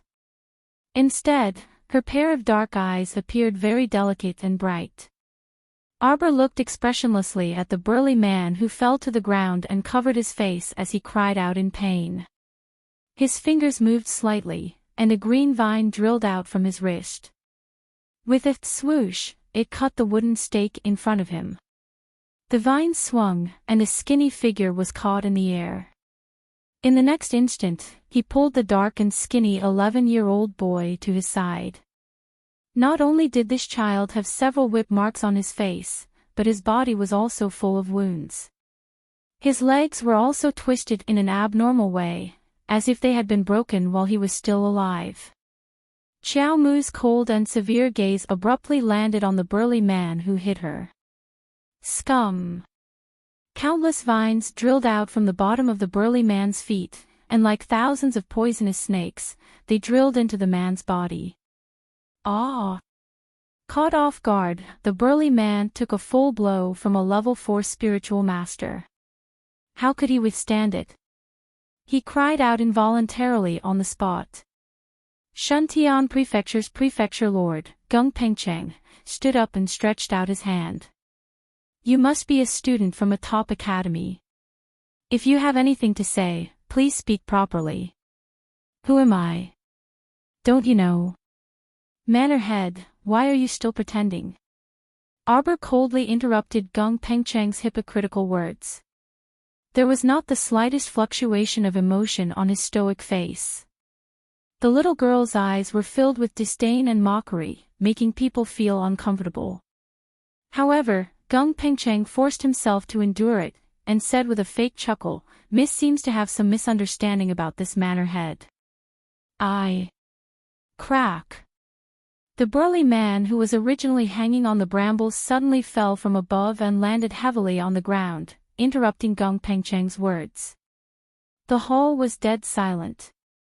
Manor Lord Gung's eyelids twitched, and he felt a little angry. This little girl was too bold. As expected, it was completely consistent with the news that his subordinate had sent him a few days ago. What an arrogant, despotic, and spoiled brat. Originally, he wanted to give them a small show of strength, but who would have thought that before he could do so, his subordinate would be killed on the spot. Damn it! Gung Pengcheng's face instantly darkened, and he looked at Arbor with a slightly angry expression. "What are you doing?" Arbor was too lazy to pay attention to him. She placed the thin, dark-skinned child on the ground and reached out to treat the injury on his broken leg. Hee. At this moment, a well-dressed young man walked down from above Gung Pengcheng. His appearance was delicate and handsome, but his chin was very sharp and thin, and his skin was too white. He seemed to be sick all year round. Chapter 2069. He was dressed in a long white robe that appeared somewhat transparent under the sunlight. One could vaguely see a lake blue high-collared inner robe inside, and a few lotus flowers were embroidered on the side of his neck with golden thread. Although his clothes were very luxurious, this young master's eyes looked very listless, as if he would faint in the next second. Mo Lien raised her eyebrows. Although this was the first time she saw this person, his appearance matched with a person in the book of relatives and friends in the divine land in her mind. Prince Jianpei's heir, Mo Kuan. Prince Jianpei was Imperial Father's youngest brother and lived in the divine land's capital all year round. Speaking of which, this crown prince of Jianpei was his younger cousin. For some reason, he actually came to Shantian Prefecture personally. However, his luxurious accessories could not hide his sickly face that was full of indulgence. The vassal prince of Jianpei, Mo Kuan, walked down the steps step by step. When he arrived in front of Qiao Mu and Mo Lien, he sized Qiao Mu up from head to toe. "Your looks are not bad, but it's a pity that your temperament is unflattering. Forget it, this young master will be merciful and take you in. I'll bring you back and let someone educate you well." Mo Lien! Hu Shichen! Little Tai Sui, Dao Wuji, and the others all looked at Prince Jianpei's heir as if they were looking at an idiot. Was this person tired of living? Couldn't he live properly? Why did he have to provoke Prince Mo? Shantian Prefecture's prefecture lord hurriedly stood up and smiled obsequiously, introducing him to Arbor and Mo Lien. "This is the nephew of the Divine Land's Emperor, Prince Jianpei's heir, Mo Kuan." Little Tai Sui. Hu Shichen. They both looked at Prince Jianpei's heir sympathetically. At such a young age, his life was about to come to an end. What a pitiful and sad thing this was. Unfortunately, they could not help even if they wanted to. They could only sit and watch the show and eat melons to relieve their boredom. Arbor finished treating the boy's leg injury and gave him a pill before patting his head and saying, "It's fine now." "Thank you, miss." At this moment, Meng Mai also recognized who the young lady in front of her was. She was the girl who had led him to look for the land whale at the small market at the entrance of Shantian Prefecture that day. Little Meng Mai bowed his head gratefully at Arbor, repeatedly thanking her for saving his life. If it wasn't for this honorable young lady saving him once again, he probably wouldn't have been able to endure that vicious beating just now. Mo Kuan stood in front of them. His face had changed from its initial complacency to an extremely ugly expression. "Brat, didn't you hear what I said? The Crown Prince of Giant Pain, Mo Kuan, glared angrily at Arbor and threatened, "Do you know who I am? How dare you neglect me like this?" Mo Kuan, Crown Prince of Giant Pain, was furious. Slap! Suddenly, a bone-chilling hand grabbed Mo Kuan's neck. Mo Lien stared at him coldly for a long while before she laughed coldly. "You're the Crown Prince of Giant Pain, Mo Kuan, right?" Little Tai Sui, Hu Jinchin, and the others were all secretly getting excited. Coming. Prince Mo was going to teach this brat an unforgettable lesson. What do you want to do?" How could the Crown Prince of Giant Pain dare to say any more nonsense when he suddenly realized that his neck had fallen into someone else's hands? His face flushed red as he shouted anxiously and angrily, "Let go, let go." He was the nephew of the Divine Prefecture's Emperor, the son of the Crown Prince of Giant Pain. How could he be in such a sorry state and have his neck pinched by a nobody? Chapter 2070. Mo Lien's gaze was extremely cold.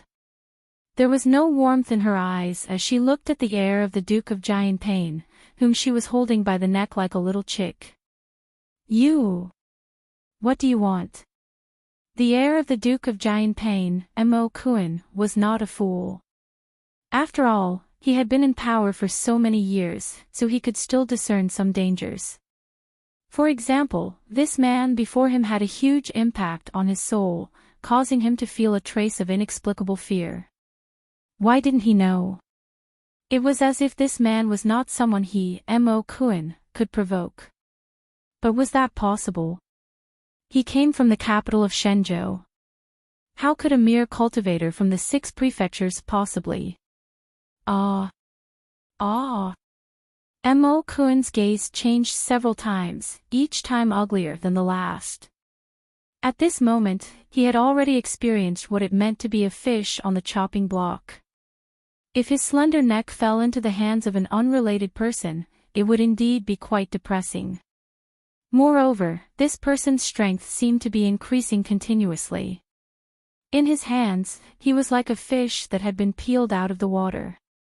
His limbs twitched uncontrollably, and his face was paler than before. No, don't kill me. Mo Kuan finally panicked. He simply could not understand why this was happening. He could not even last half a move in the hands of a mere cultivator from the middle 6 prefectures, and his neck was already being held. This did not seem real no matter how one looked at it. Arbor was completely focused on treating little fierce Mike earlier, so she did not hear Mo Kuan's teasing at all. Seeing how Mo Lien treated the young man before her, she could not help but feel slightly moved. She whispered to Shi Qin, "Is that heir of the Duke of Giant Pain, Mo Kuan, Lien's relative?" Shi Qin nodded. "It's obvious. This Mo Kuan is her younger cousin." He was so ruthless to his younger cousin. Arbor looked at Mo Kuan sympathetically and pursed her lips. He must have angered my Lien. He really brought this upon himself. At this moment, Manor Head Gung and the palace master of the Palace of Cold Blood, Madame Fong, could not help but cry out, "Little brother, please stop. Stop, quickly stop." Gung Pengcheng practically jumped up and stamped his feet as he shouted, "Don't mess around. This young master in front of you is not a young man that ordinary people can casually touch. He's..." Boom. Before Gung Pengcheng could finish his sentence, he saw the poor guy in Mo Lien's hand get kicked down the stairs by Mo Lien like a flying quail. Mo Kuan took a few steps toward the stairs. Before he could even slow down, his entire body fell flat on the ground and fiercely bit the ground. Fortunately, the 2 big teeth in front of the door were saved. Otherwise, his current appearance would be even worse. He would be so ugly that he couldn't even look at it. Shocked, Manor Lord Gung hastily stood up and signaled the maidservants around him to swarm forward and help Mo Kuan up. "Your Highness! Your Highness!" Everyone scrambled to help the Crown Prince of Giant Pain up from the ground. They didn't dare to raise their heads, let alone look at his slightly distorted face. You, all of you. Prince Giant Pain was so angry that a lump of blood formed in his chest. He opened his mouth and was about to rush out. With great difficulty, the Crown Prince finally managed to stop his throat from choking. He rubbed his chest with all his might, and only then did he feel slightly better. Your Highness, Your Highness. Go away. The Crown Prince of Giant Pain roared. He forcefully pushed aside the two maidservants beside him and strode toward Emolien. Chapter 2071. I wasn't careful just now. This time, I won't go easy on you. Prince Giant Pain roars. Take this. He instantly summons a long sword from his conscience and slashes it straight at Emolien. Beside him, Mosherchin can't help but cover her face. Just how much does this person want to be abused?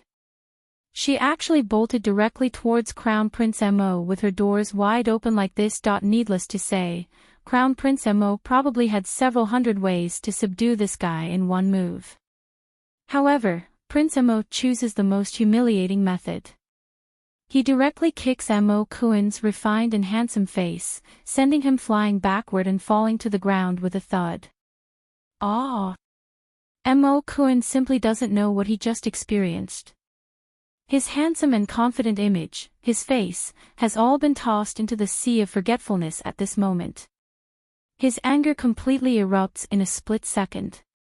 He suddenly waves his hand and roars, Berserk Bear.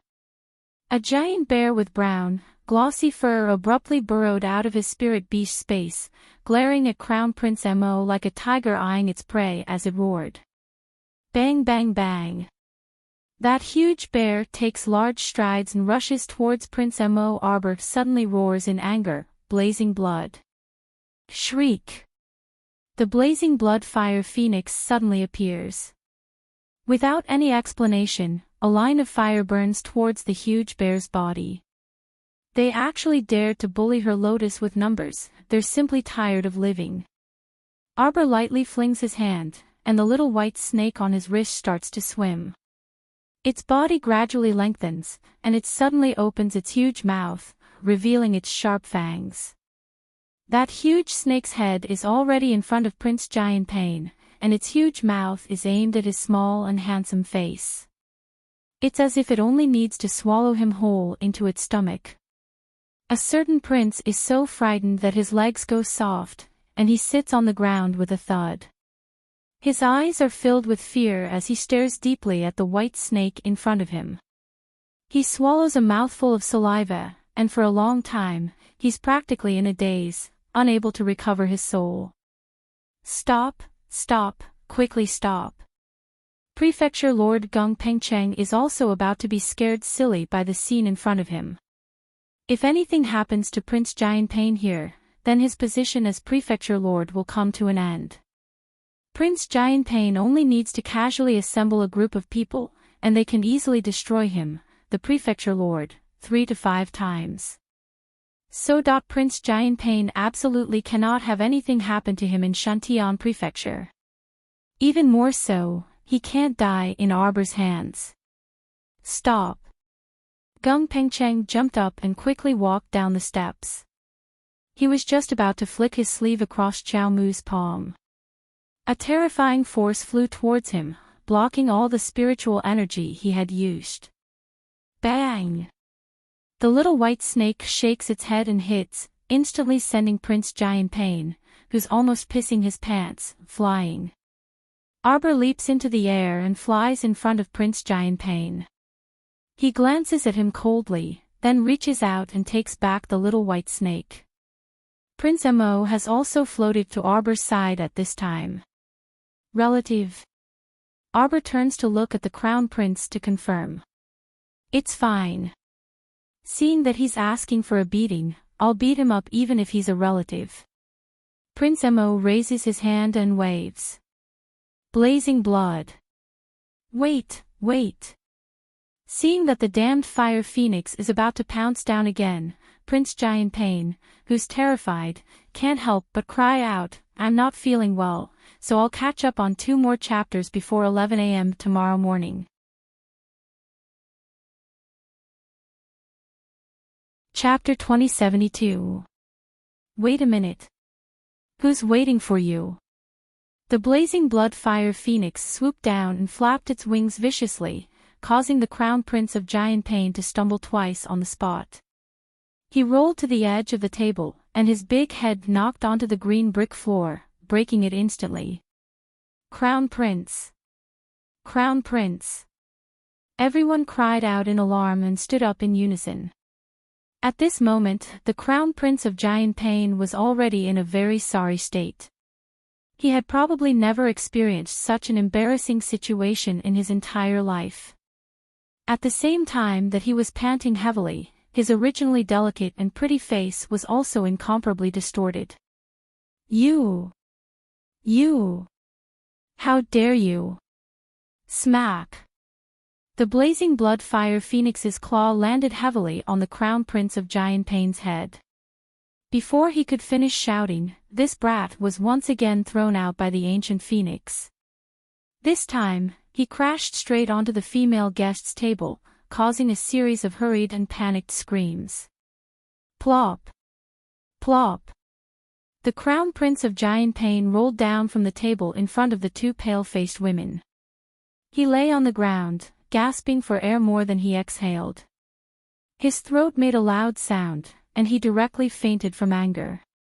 Arbor swept a glance over the messy banquet in front of him, and paid special attention to Gung Pengcheng's greenish-black face.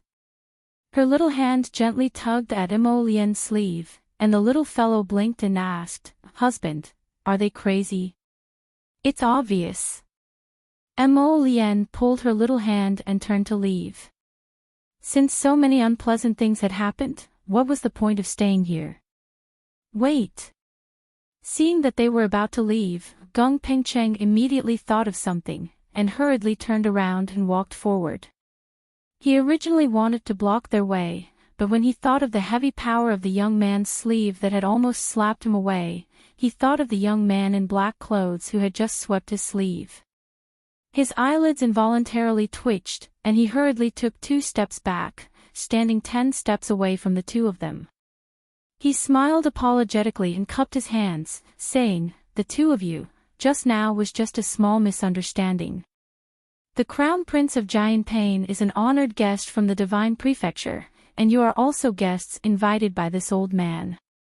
I hope that both sides can get along harmoniously." He Shurchin couldn't help but chuckle. Get along harmoniously? How can we get along harmoniously when we've already fought to this extent? Manor head. A calm voice came from behind them. Mo Lian and Arbor looked up and saw a woman in a pink-green satin gown and a pair of gold-plated tasseled hairpins walking towards them. Beneath her lustrous white skin were rosy cheeks, willowy eyebrows, and vermilion lips. She was a natural beauty. Unfortunately, compared to the little stoic's expressionless face that was as clear as the cold moon, this graceful and beautiful appearance was forcefully suppressed by several levels. This stoic face didn't need any expression. As long as he stood there, he could make all the women in the world pale in comparison. "Ah, it's third Miss Mu." Gung Pengcheng turned around and politely cupped his hands towards the girl. He laughed and said, "Third Miss, don't worry. It's nothing serious. These are all little friends that I invited." Mu Ro slightly furrowed her brows and swept her gaze across Arbor. Her gaze seemed to pause on Prince Mo for a moment. "Mister, I seem to have met you before." Gung Pengcheng was taken aback, and he deliberately sized up Mo Lian. He had always wanted to clearly investigate the identities and backgrounds of these people beside Arbor. However, it was very strange. It seemed like every time he investigated a crucial point, some information would always be erased. However, from the looks of it now, this man beside Arbor, whether it was his cultivation or identity, didn't seem to be that simple. Chapter 2073. Mo Lian's eyes were tranquil and unperturbed, so don't even think about reading anything from his expression. Dao Wuji by the side cannot help but laugh. Miss, your way of striking up a conversation is not very reliable. Mu Roku's face turns slightly red as she mumbles, not at all. She is indeed not striking up a conversation, as if she has really seen this man somewhere before. She dares to swear that she has definitely seen this man's exquisite and unadorned face before. But where did she see it before? For a moment, she actually cannot remember. Air. The screams of a few attendants allow Mu Roku to regain her senses. She gracefully bows towards Gung Pengcheng. I am going over to see how Air is doing. Okay. Gung Pengcheng is also somewhat helpless at this moment. He had seen Arbor and the others clearly. If there is any serious injury, then there is definitely no such injury. It's just that this face can be thrown all the way to the sea of forgetfulness. Air Jianping was obviously angered to the point of fainting because of his ugliness. Gung Pengcheng, what do you want? Speak. After experiencing such a farce, Arbor is too lazy to continue feigning civility with this person in front of her and directly asks. This miss, could it be that you have some misunderstanding towards me? Mannerhead Gung's eyes flash as he says with a smile, today, I invited your top academy here because I indeed have a small matter to discuss with you. This Mannerhead hopes to hire your academy's teachers and students to work for our Shantian prefecture. As for the price, it is easy to discuss. Arbor's face is cold as she raises her hand to stop him. Gung Pengcheng, can you stop pretending? I don't believe that you don't know who I am. Get straight to the point, what is your motive for calling me here today? Mannerhead Gung's eyelids keep twitching as he thinks, if it wasn't for the fact that you have so many experts by your side, I would have already killed you right here. This damned little monster, in a moment of carelessness and inattentiveness, I actually allowed her to grow to such an extent. Air. Mu Rook stretched out her hand and gently pressed on the Crown Prince of Jianping's chest. She helped the Crown Prince of Jianping, who had let out a long sigh of relief, sit up. Is the Crown Prince all right? The Crown Prince of Jianping stared blankly for a moment before he suddenly thought of something. His entire face turned gloomy. Where are they? Are you all dead? Mo Kun shouted angrily. Can't you take him down for me? Everyone looked at each other in dismay. Their hearts were in turmoil. Just now, that stoic-faced little girl summoned an ancient fire phoenix and a white snake with a wave of her hand. Even the air wasn't a match for the little girl and her group. What could these small fries do if they were to rush up? In the end, he still ended up being beaten up. Mo Kun did not care what these people were thinking. He kicked the butt of one of his confidants. Go. If you can't hold it, then chop it off for me. I'll take responsibility if he dies. Wait. An idea flashed through Mu Roku's mind. She suddenly jumped up and stood in front of the numerous attendants, shouting loudly, No, you can't do it. Damn it, she remembered now. She had seen this handsome man somewhere before. In the palace. That day, when the emperor was choosing a consort for the crown prince, she had walked past a pavilion and caught a glimpse of the crown prince's portrait. Tall and slender, elegant and natural. It was as if the myriad of words in the world were unable to describe the man in the portrait. The divine province's crown prince, Mo Lian.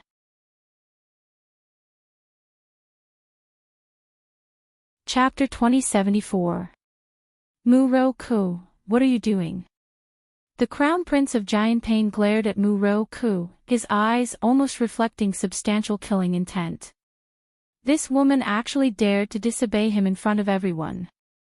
He was the Crown Prince of Jianping, someone with such a noble status. How could a mere daughter of an aristocratic family like her casually disobey him? Truly a bastard. The Crown Prince of Giant Pain glared coldly at Mu-Ro-Ku. You better give me a reasonable reason. Otherwise. Mu-Ro-Ku quickly walked forward and hurriedly came to the Crown Prince of Giant Pain's side, whispering into his ear. Mo-Kun's expression changed slightly. He raised his head to look at Arbor and Mo-Lien, then turned to look at Mu-Ro-Ku and asked in a low voice, "Is this true?" The Crown Prince of Giant Pain had always been an ignorant and incompetent hedonistic son. He had been used to eating, drinking, and playing since young and had never cared about the country's political affairs. He also knew very little about the Divine Province's Crown Prince whom he had never met before. He wasn't a shrewd person, and his face reflected all his emotions clearly. Mu-Ro-Ku's words indeed made him feel very surprised. However, absolutely true. Mu-Ro-Ku nodded and said, Kuer's words are all true. There is absolutely no falsehood. Kuer saw this with her own eyes. Crown Prince, if you become enemies with His Highness, how will you deal with yourself when you return to the Divine Province? The Crown Prince of Giant Pain pondered for a moment and coldly glanced at Mo-Lien. His Highness. Whether he could return to the Divine Province alive, and whether he could secure the position of Crown Prince after returning to the Divine Province, was still unknown. Who didn't know that the Divine Province's Crown Prince had been wandering outside for many years and knew very little about the current political situation and regime of the Divine Province? If he returned, would he be able to grasp the lifeline and power of the Divine Province? Would he truly be able to sit on the Divine Province's Crown Prince position? Who knew? He dared to be so arrogant and despotic before even going to the Divine Province. If he really allowed this person to secure the position of Crown Prince, would he, Mo-Kun, have a good life? The Crown Prince of Giant Pain's eyes flickered and coldly said to Mu-Ro-Ku, Ro-Ku, don't spout nonsense. How could my cousin, the Crown Prince, appear in such a damned place? Seeing that Mu-Ro still wanted to say something, the Crown Prince of Giant Pain raised his hand to stop her. This Crown Prince only knows that the Crown Prince of the Divine Province has been wandering outside for many years. Whether or not he is the Crown Prince has yet to be verified. All right, you don't have to say any more. I know my limits. These people had beaten him up so arrogantly, and they still wanted him to acknowledge their identities. Humph. It was simply a pipe dream. The Crown Prince of Giant Pain's face turned gloomy, and he suddenly raised his hand. What are you still standing there for? You. Shio, shio, shio, shio. A flurry of arrows suddenly shot into the courtyard from outside. The arrowheads were aimed straight at the Shuntian Prefecture's prefecture lord and his wife. Madame Geng and Madame Feng stood up at the same time. Madame Geng and Madame Feng put their hands on the short table and leaped up horizontally. With a flick of their sleeves, they swept away 17 to 18 iron arrows. The hall was startled. Clang! Clang! Clang! Several dozen arrows fell to the ground. The rest of the people's expressions changed slightly as they blocked the iron arrows flying in front of them. Some of the cannon fodder bodyguards standing at the door unfortunately became the first wave of people to die an unnatural death in this round of attack. Arbor had already been caught by Prince Mo when he turned around. With a gentle sweep of his palm, the arrowheads that were flying towards them suddenly stopped in midair. They persisted in midair for less than a second before falling to the ground with a bang. They quickly turned into a pile of powder and dissipated.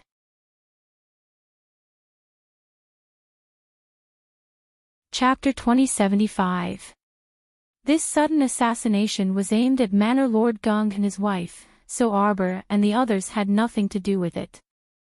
They coldly watched as Geng Pengcheng and his wife engaged in a life-and-death struggle with a large group of assassins who had jumped down from the high walls. Arbor and the others simply stopped and leisurely walked to the side to watch. In any case, the assassins were the Manor Lord and his wife, so it had nothing to do with them. There was no need for them to intervene in an inexplicable assassination. Manor Lord Gung and his wife, Madame Foam, fought as they retreated.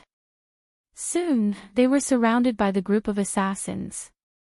Arbor only felt that everything in front of her was quite dramatic. The fact that the assassins who had jumped down from the walls were able to enter the main manor of Shantian Prefecture so smoothly showed that the defenses of Shantian Prefecture were not worth mentioning. Could it be that Gung Pengcheng and the Palace Lord of the Palace of Cold Blood were this weak? Under the assassination of a group of inexplicable assassins, they could not resist at all. Was the acting real or fake? Arbor pursed her lips and exchanged a look of understanding with Mo Lien, who was looking down at her. After silently preparing for battle, Chiao Mu summoned the ferrule from her conscience into her hand. As expected, Manor Lord Gung shouted, and many Shantian Prefecture guards suddenly appeared from outside the main hall.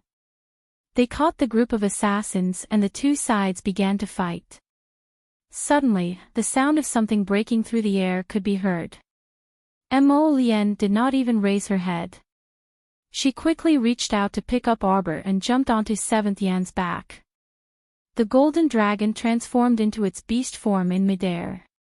With a slight twist, its dragon tail landed on the eaves with a bang, shattering a large piece of debris and scattering it down. In an instant, Gung Pengcheng's expression changed greatly. He really did not expect that the couple would have ancient sacred beasts, a dragon and a phoenix, by their side. No wonder all the people he had sent out were like stones sinking into the ocean. They had probably been secretly taken care of. It turned out that the beasts by their side were so powerful. Gung Pengcheng muttered to himself for a moment and secretly gave a look to one of the guard leaders. The latter understood and shouted, "The main manor has been attacked with malicious intent. Everyone present cannot leave for the time being. Until everything is investigated, we can." Whoosh! A crossbow arrow fell from the sky and pierced through that person's chest. The guard leader was stunned for a moment. He lowered his head to look at his chest, then looked up in astonishment at the girl holding the crossbow on the dragon's back. Heavens, wasn't he not finished talking? The head of the guards died with a grudge. Even when he died, he didn't understand what had happened. Whoosh, whoosh, whoosh. Chiao Mu didn't say a word, and her crow-repeating crossbow continuously shot out several arrows at a group of people wearing Shantian Prefecture's guard uniform. When little Tai Sui and the others saw her make a move, they also followed suit and killed the Shantian Hall's imperial bodyguards who had blindly surrounded them. For a moment, the scene was inexplicably chaotic. Gung Pengcheng, the Shantian Prefecture's manor lord, was even more stunned. Then, he shouted angrily, "What are you two doing? This old man kindly invited people from your top academy to attend a banquet.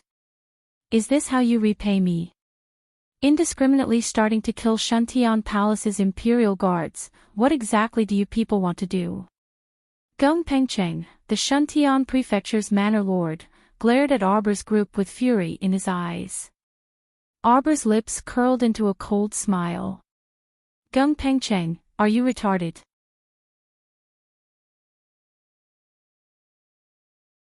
Chapter 2076. Everyone was speechless as they turned to look at the stoic-faced little girl. They didn't know why, but when they saw the little stoic standing on the dragon's back and looking down on everyone from high above, they inexplicably felt a bit amused. "Do you think everyone else is as stupid as you? These two groups of people are all your people," Arbor said coldly as he gazed at the assassins brandishing their machetes. "They're even using the same model of machete. Can you be more careful when you're arranging the act? Don't you think there's something wrong with your IQ when you're seen through with a single glance?" When everyone heard Arbor's words, they couldn't help but glance back. Sure enough, they were rendered speechless when they discovered that the group of assassins, who had previously shot arrows at them and jumped down the wall to surround them, were truly the same model as the machetes in the hands of the city lord's estate's royal guards. Gung Pengcheng couldn't help but twitch his eyebrows, and he glared hatefully at Arbor. Cunning and argumentative. You don't need to say more. You must have brought these assassins over, right? You're still slandering this prefecture lord now. Don't think you can pin the blame on this prefecture lord. Shuntian Prefecture's prefecture lord Gung Pengcheng reprimanded angrily. Men, seize them for me first. In a split second, a large number of royal guards surged out from the four corners of the courtyard. They held a type of long cylindrical weapon in their hands and abruptly fired it into the sky. A fine net shot out from each cylindrical tube. What was shocking was that after these hundreds to thousands of fine nets fell into the air, they actually connected seamlessly and ultimately formed a giant net that blotted out the sky and covered the earth, leaving no room for escape. Ha ha! Arbor sneered, so they were waiting for her here. It looked like Prefecture Lord Gung had probably simulated today's capture scene with his lackeys many times. Otherwise, how could they cooperate so well? The first step was to hypocritically invite her to the estate for a gathering. The second step was to write, direct, and act out the scene of the assassins attacking and the royal guards retaliating. The third step was the current highlight, directly shedding all pretense of cordiality and capturing her. TSK. Did she think that these broken nets made of special materials would be able to trap her? Clang! An arrow from Arbor fell into the net and almost bounced back. Looking at the large gray net that connected together above their heads, Xiao Mu quickly shrunk back into Mo Lian's arms and complained in a huff, "Hubby, this stinky net bounced my crow gold arrow back. This was really hard." Hearing this, Mo Lian immediately extended 2 clusters of dark sacred fire from her fingertips. Just burn it. When the 2 wisps of faintly discernible black flames landed on the huge net above him, the complacent Gung Pengcheng didn't even have the time to appreciate the inescapable net he had set up before he saw clusters of black flames engulfing him. The sturdy net that had bounced the black gold arrows back quickly melted into droplets of liquid under the scorching heat of the black flames. Prince Mo's eyes lit up, and he immediately took out a porcelain bottle to collect the liquid. If you use this quenched liquid together with the Arctic star sand, your ferrule will definitely be forged into a divine tool. After saying this, Crown Prince Mo creased his brows in distress. It's just that my bronze furnace is a bit too shabby and can't support the forging of a divine weapon. It might explode halfway through the forging process. The little fellow hurriedly asked, "Do you have any good forging furnaces?" If you want a good forging furnace, the Forgetting River furnace is the best. Wait.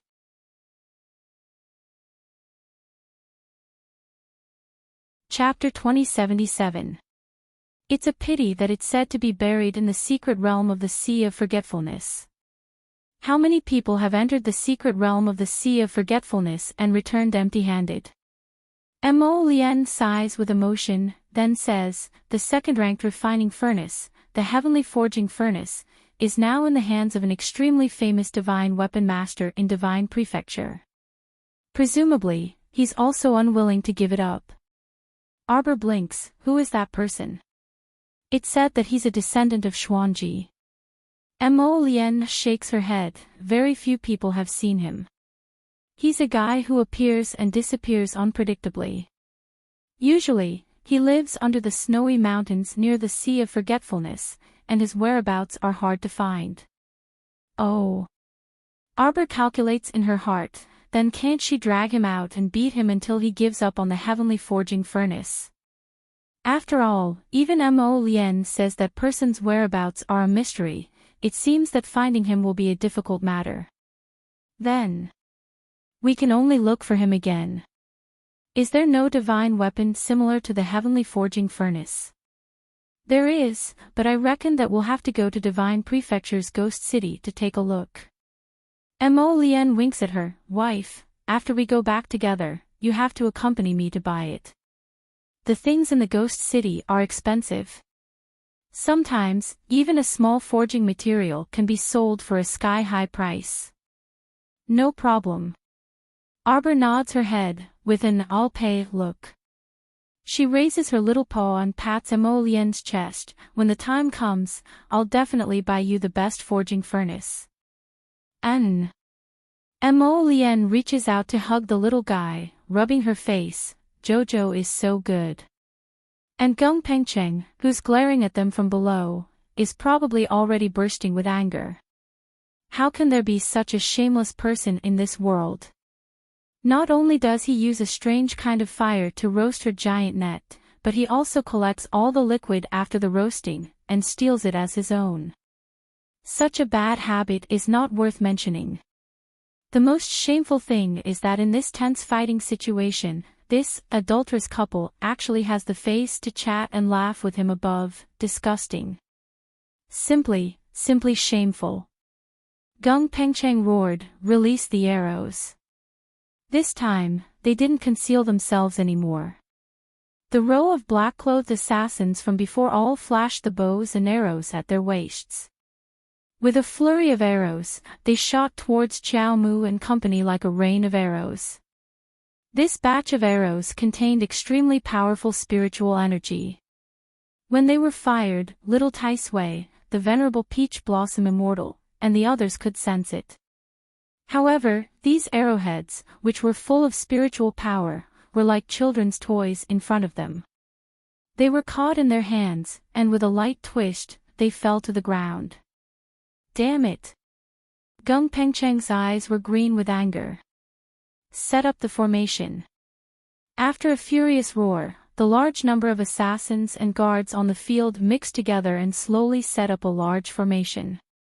The venerable Peach Blossom Immortal, little Tai Sui, and the others had already leaped into the air. They stepped on the backs of everyone's heads and leaped into the air. "TSK, I'm not going to play with you anymore." Yuan Shichen looked at the people below with a smile. With a flick of his sleeve, it was as if peach blossoms filled the world. Everyone seemed to be in a sea of pink flowers, and their eyes were filled with slowly falling peach blossom petals.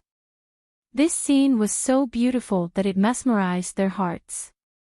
For a moment, even the palace master of the Palace of Cold Blood, Madame Fong, was stunned. She stopped and stared blankly at the scene of dancing petals filling the sky. Until a blood-curdling scream came from someone's throat, which was bubbling with blood. Madame Fong was shocked and immediately recovered. She hurriedly activated her defensive barrier and cried out, "Be careful."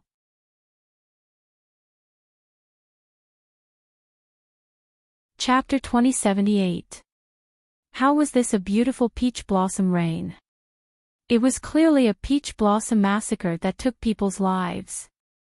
The stench of death permeated the air, causing everyone to feel suffocated in an instant. These peach blossom petals were like sharp weapons, falling piece by piece, cutting open everyone's bodies.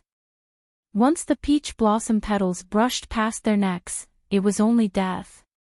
Several people fell beside them. Crown Prince Jianping, Mo Kuan, who had activated all the defensive devices on his fingers, wished he could dig a hole and bury himself immediately, saving himself from coming into contact with the peach blossom of death. At this very moment, an incomparably cold aura approached. Crown Prince Jianping felt from the bottom of his heart that this was the aura of death. This strange thought in his mind caused Crown Prince Jianping to tremble uncontrollably. His pleading gaze swept towards Gung Pengcheng and his wife, but the latter did not even look at him. On the contrary, Mu family's third miss, Mu Ro Ku, who had been standing beside him, appeared much calmer. She only activated her defensive barrier and quietly stood beside him. She did not make a fuss or scream in pain like Crown Prince Jianping. In Mu Ro Ku's opinion, screaming at this moment was completely meaningless. Screaming could only show one's fear and terror. Would it make the enemy give up on killing them? It was obviously impossible. Therefore, it did not matter if she screamed or not. Mu-Ro-Cook forcefully calmed herself down and reached out to tug at Crown Prince Giantpain's sleeve. Crown Prince, don't scream. You have 3 defensive barriers on your body. Pay attention to maintaining your own spiritual energy. Don't let it be depleted too quickly. Otherwise, the defensive barriers will not be able to hold on. Mu-Ro-Cook's reminder allowed Crown Prince Giantpain, who was in a state of collapse, to clear his mind. Thinking that Mu-Ro-Cook's words were not wrong, he hurriedly nodded. His eyes were still trembling as he looked at the people in the peach blossom rain.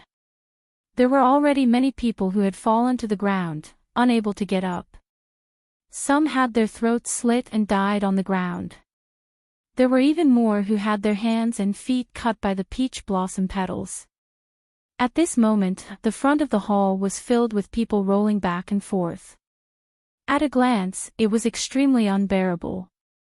Gung Pengcheng used the tip of his foot to kick a guard who had fallen by his feet and angrily shouted, get up for me." However, that person's thigh had been cut by the peach blossom petals. At this moment, he was hugging his thigh and rolling back and forth, howling in pain. Naturally, he wouldn't listen to him and immediately get up. When Crown Prince Giantpain saw that Gung Pengcheng was helpless against the situation before him, he couldn't help but panic. He hurriedly looked at Mu-Ro-Cook and said, "Coer, shouldn't we retreat first?" Mu-Ro couldn't help but laugh bitterly. Retreat? Where could they retreat to? Ever since that man with an extremely high cultivation base had made his move, he had set up restrictions all around the central room, making it impossible for them to escape. The Crown Prince of Giantpain's nagging sounded in her ears. I am the Crown Prince of Giantpain. Since that person is my cousin, he shouldn't treat me like this, right?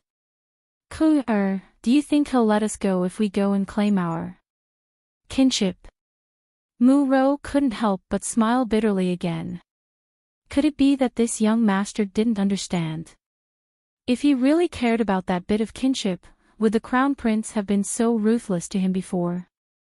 Stop, quickly stop. Crown Prince Giantpain, who clearly didn't wait for her answer, took the initiative to act. Mu-Ro couldn't stop him even if she wanted to. Crown Prince Giantpain knelt on the ground with a plop.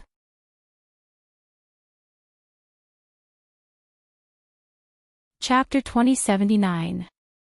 Very dramatically, that guy clasped his hands together and cried bitterly, Your Highness the Crown Prince, I am Mo-Kun. The King of Giantpain's son, Mo-Kun, your younger cousin. That shameless look of finding his biological brother from 800 years ago was almost breathtaking. Damn it, you only just found out that Mo Lien is your brother. Where did that ferocious look and arrogance go? Wasn't it because you were scared out of your wits by the venerable Peach Blossom Immortal?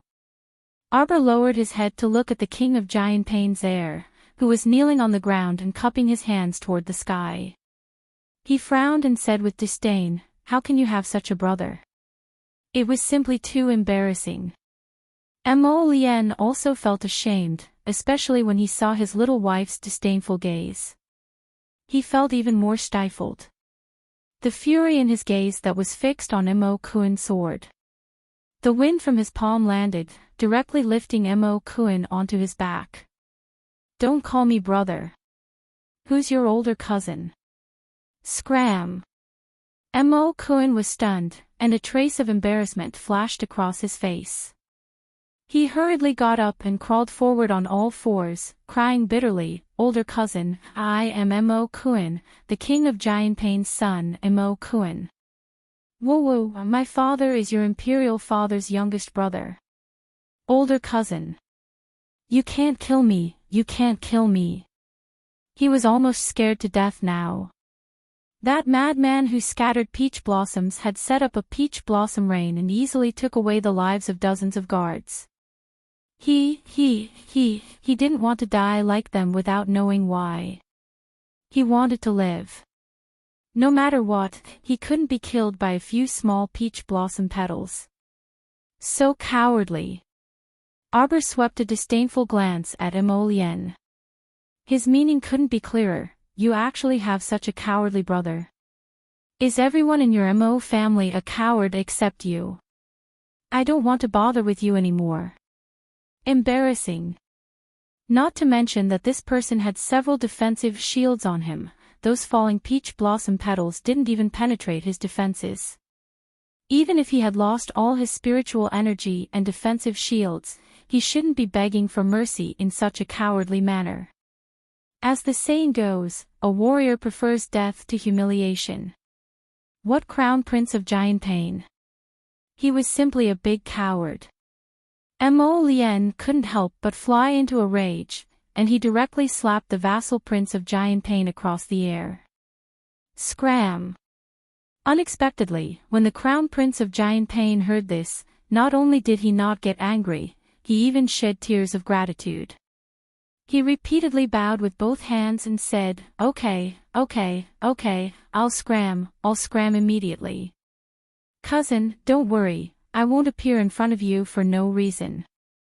Everyone was dumbfounded as they watched the man turn his head and roll on the ground twice before he scrambled to his feet and ran out in a panic.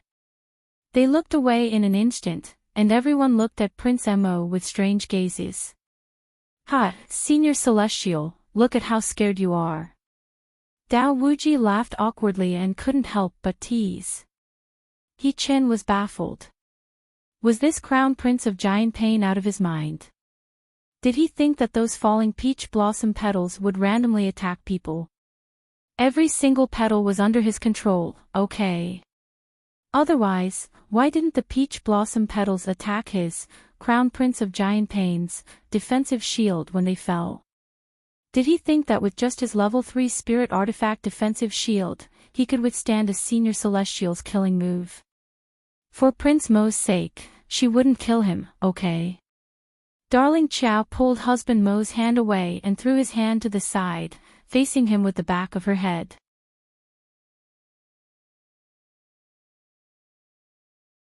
Chapter 2080. Emolien hurriedly reaches out to hug her, once again bringing her to his side. He comforts her, Don't worry, I don't have such a cowardly brother. When we get back, immediately remove his name from the genealogy.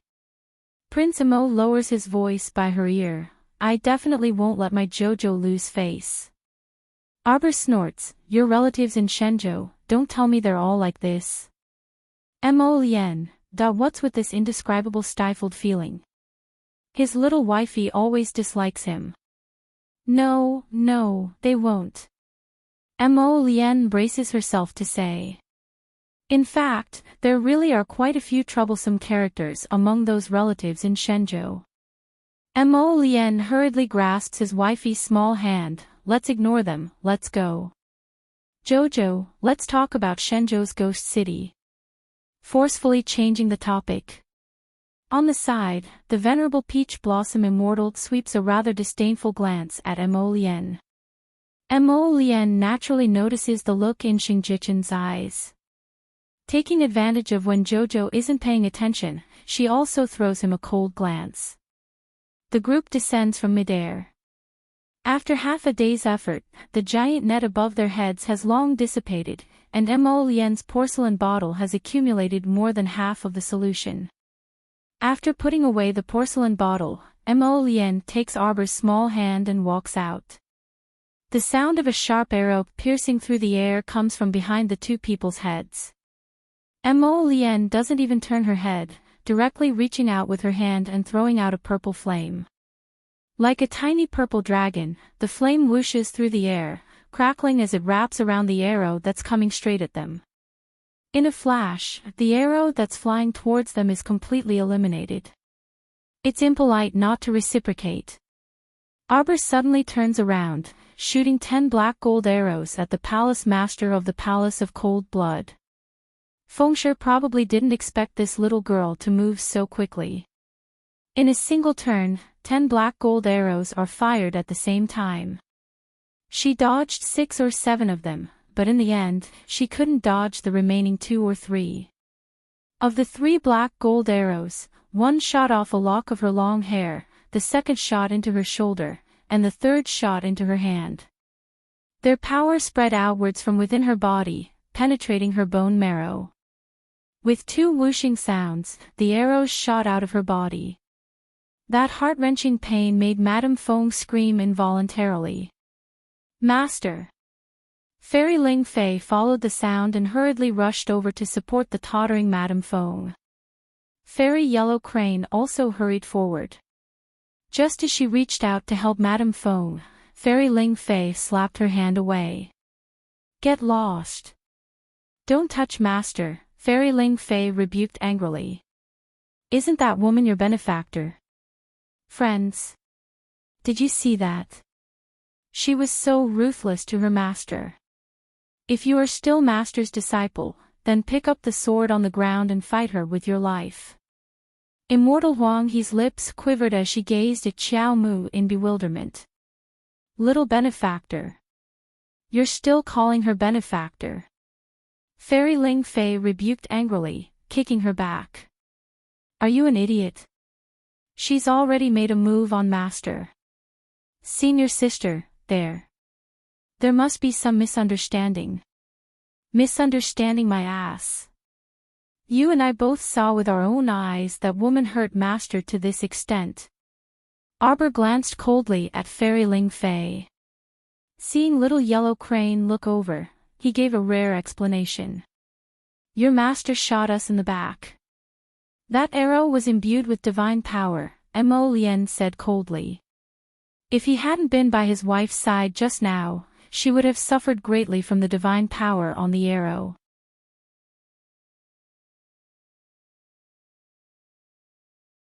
Chapter 2081. Fairy Yellow. He looked at Madame of Fong with a distressed expression and then looked up at Fairy Ling Fei. She hastily grabbed her sleeve and shouted, "Why?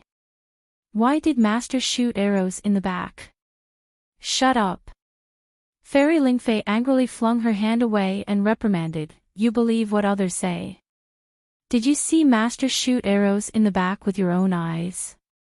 Fairy Yellow. He drooped her head and reached out to help Madame of Fong up, but Fairy Ling Fei slapped her hand away. "How dare you be so arrogant in Shantian Prefecture? What kind of background do you have?" Fairy Ling Fei snorted angrily. "Regardless of your background, anyone who dares to make a move in my Shantian Prefecture and injure our family's mistress will die." Shantian Prefecture's prefecture lord also had a gloomy expression as he stood behind them with his hands behind his back. The entire Shantian Mansion's main hall was now densely surrounded by layers upon layers of Shantian Mansion's guards. At a rough glance, Shantian Prefecture actually mobilized more than 1,000 people. "Prefecture Lord, let's talk nicely." Third Miss Mu Rope pursed her lips and suddenly walked to the center of the main hall with a flick of her sleeves. She stood in front of Arbor's group and bowed to Gung Pengcheng. "Prefecture Lord, you must have heard what Prince Jian Pain said just now. This is His Highness Mo Lien, the Crown Prince of Shenzhou. You can't do this. Quickly withdraw your troops. Don't let the misunderstanding continue to grow." Mu Rou gave Shantian Prefecture's Prefecture Lord Gung Pengcheng a fierce look and transmitted her voice. "If His Highness the Crown Prince is harmed in any way, you won't be able to bear the consequences of the Emperor's anger. Besides, it looks like you're no match for the Crown Prince's group at all. Why do you have to forcefully detain him and make both sides suffer instead?" Just now, the Crown Prince of Jian Pain was making a ruckus so loud that everyone knew about it. The Shantian Prefecture's Prefecture Lord, Gung Pengcheng, naturally saw that obsequious appearance of his. He already knew why it was so difficult to find information about the people around Arbor. It turned out that the black-robed young man was His Highness the Crown Prince of Shenzhou. And what he found was only the identity of Mo Kingdom's Crown Prince on Seacombe Planet. Gung Pengcheng naturally didn't care about the Crown Prince of a lower star region country. Of course, he was also puzzled as to why the Crown Prince's cultivation was so high. However, when he investigated further, he found nothing.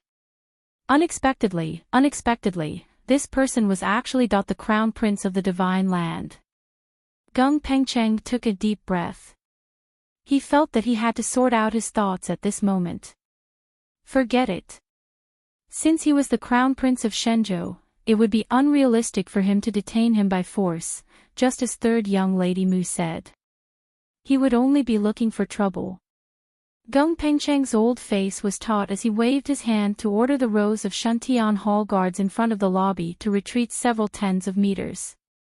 Mo Lian, Arbor, Yuan Shichen, Little Tai Sui, and the others were all standing there, staring at the manor head with different expressions. Manor Lord. Fairy Lingfei couldn't help but call out, "Are you going to let it go just like that? What about Master's injuries?" The palace master of the Palace of Cold Blood hadn't been unconscious for long. She had already woken up and was looking at her husband, Gung Pengcheng. Gung Pengcheng muttered to himself for a moment before saying, "Lingfei, this matter is mostly a misunderstanding. It was chaos when we fought just now, and your master was injured for some reason." Fairy Lingfei clenched her fists tightly. She wanted to say something else, but Madame Feng pressed her hand down and restrained her anger.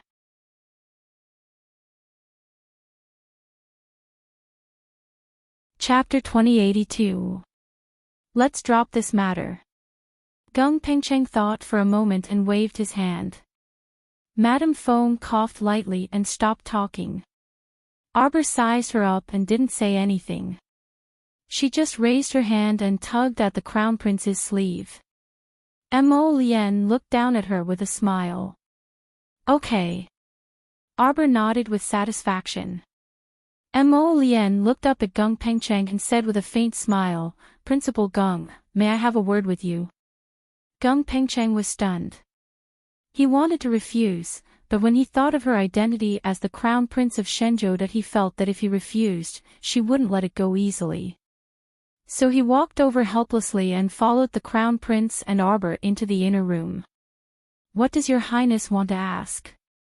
Before Gung Pengcheng could finish his sentence, he was horrified to find a cluster of black fire floating in front of him.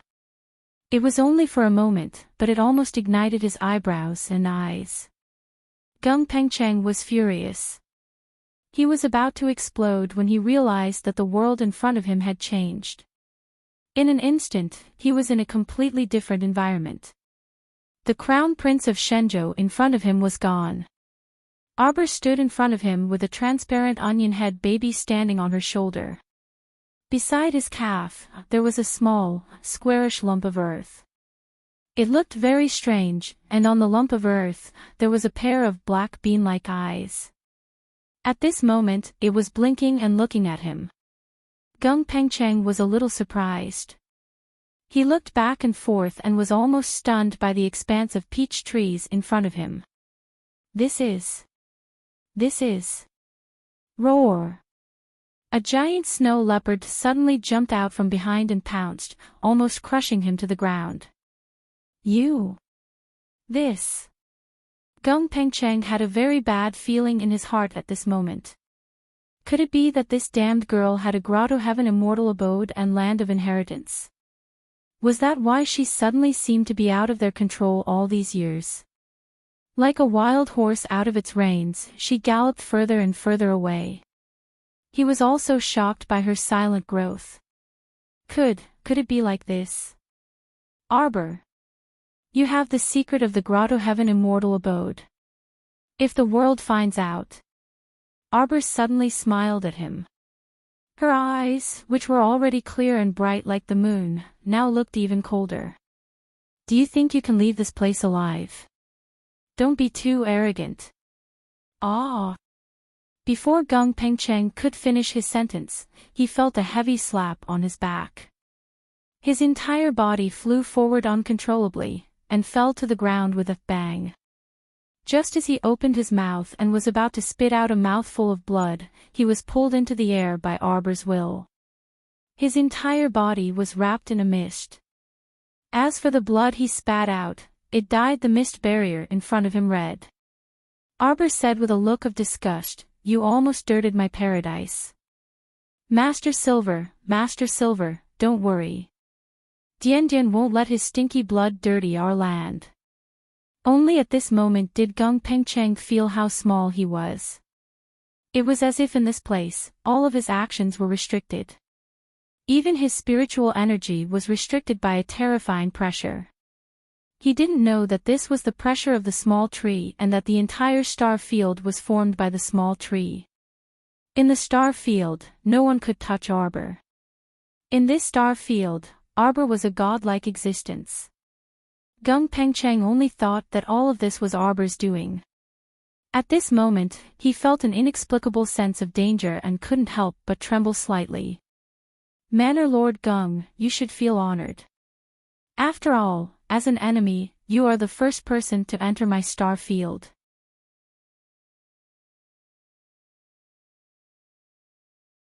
Chapter 2083. Ordinary enemies can be dealt with outside. "As for you, you are naturally different from them," Xiao Mu stated dryly. "In my eyes, you are a very special enemy." Gung Pengcheng inexplicably shuddered. He was wrapped in a cloud of water mist, and no matter how he struggled, he couldn't break free. He floated in the air, looking down at Arbor with some surprise, and cried out involuntarily, "Arbor, what did you do?" Under Arbor's signal, Dian waved its transparent little arm and pulled him down from the air. He was still wrapped in the thin transparent water membrane, but the water membrane in front of him was clearly dyed red by the blood that Gung Pengcheng spat out. "Are you an idiot? How dare you speak such nonsense in Master Silver's place, and speak disrespectfully to Master Silver?" The little water child waved its chubby little hand and snorted, "Answer my Master Silver's question properly, or I'll kill you right now." Arbor. Paw. The snow leopard stretched out a paw and slapped the water ball heavily. So everyone only saw Gung Pengcheng, who was wrapped in the water membrane, fiercely bounce on the ground, and jump high up. Gung Pengcheng only felt that under this slap, his internal organs turned upside down, and he was in indescribable pain. Ugh! He had a feeling of wanting to vomit. Arbor immediately turned its big eyes away in disgust. But in a flash, Hu Shichen's figure appeared next to her. Curling the corner of her mouth, Hu Shichen looked meaningfully at Gung Pengcheng in the water membrane, stretched out a slender finger, and pointed at Arbor's forehead. "You're really bold, to actually let him in like this." Arbor clenched his hands and forcefully tightened them. "There shouldn't be anyone here who can see through Lotus's defensive barrier." "Indeed, there isn't." Hu Shichen nodded and looked at her with a deep gaze, "But everything is about what if. If word of this star field of yours gets out, and evil people find out." He-Chin sighed. "I'm worried about you." Arbor walked up to him and tugged at his sleeve.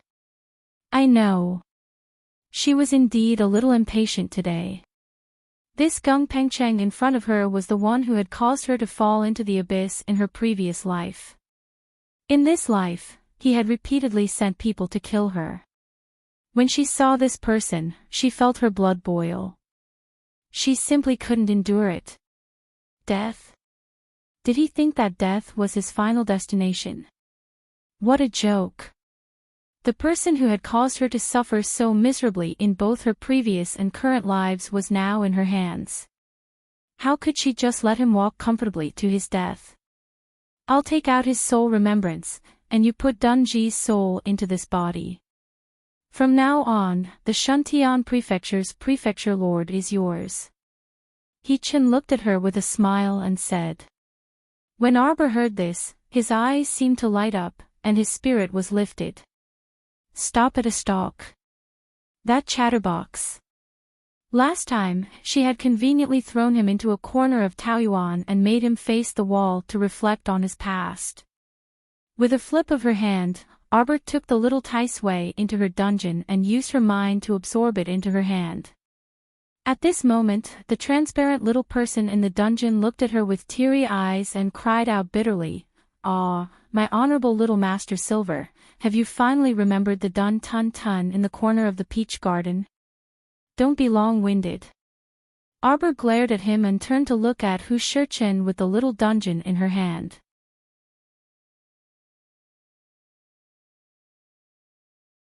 Chapter 2084. Ji Qin, you goddamn bastard. I was banished to a corner by little Master, and you don't even know how to visit me. You don't even know how to put in a good word for me. Back then, why did I fall in love with such a heartless and unscrupulous thing like you? Ah.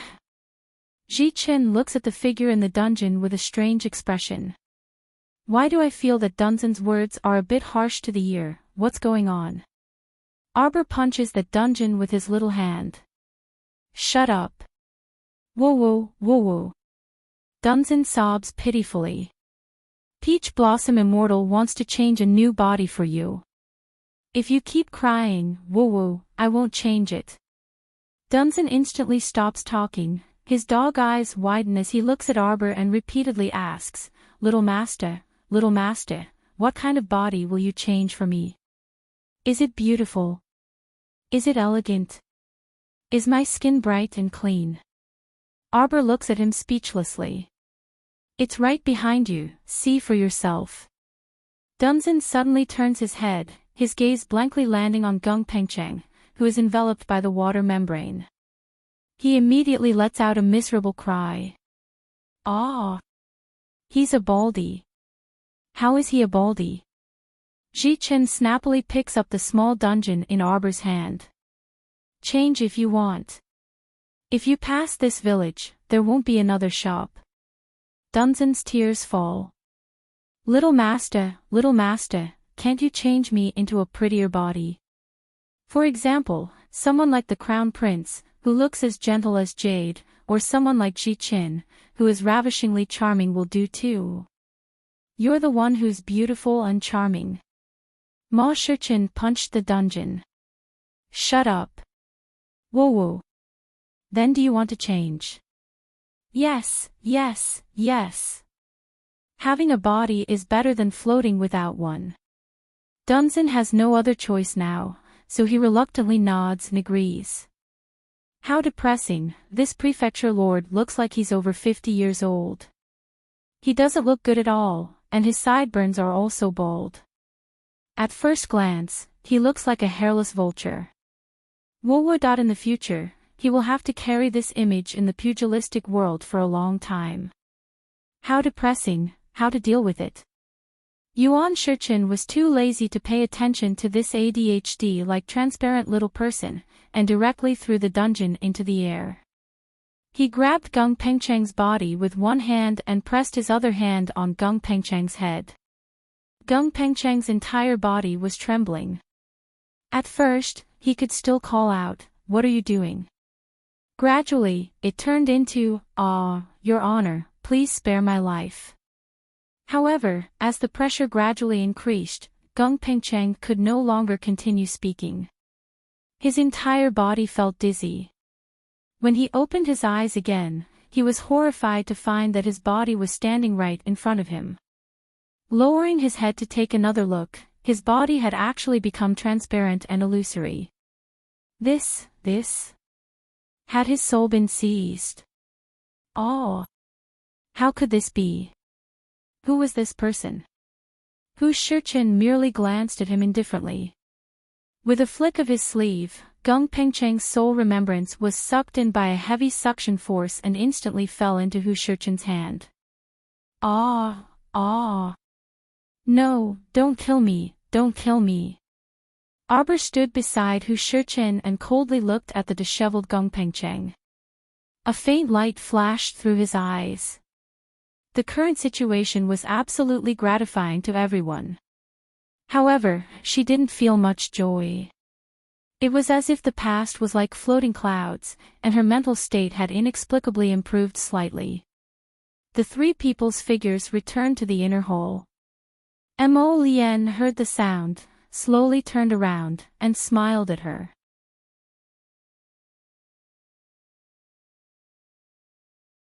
Chapter 2085. This is Dunju's new body. Mo Lien's long brows raised slightly as she looked at the person shyly cowering behind Heartwarming. Arbor shouted at him exasperatedly, "Hurry up and come over." Dunju hurriedly jumped in front of her, pulling a long face as he asked pitifully, "Master, if there's a chance next time, can you give me a handsome body again? Such high standards. And handsome too." Where was she going to find a handsome man for him? Scram. Dunju sobbed, "Heartwarming, are you deliberately harming me?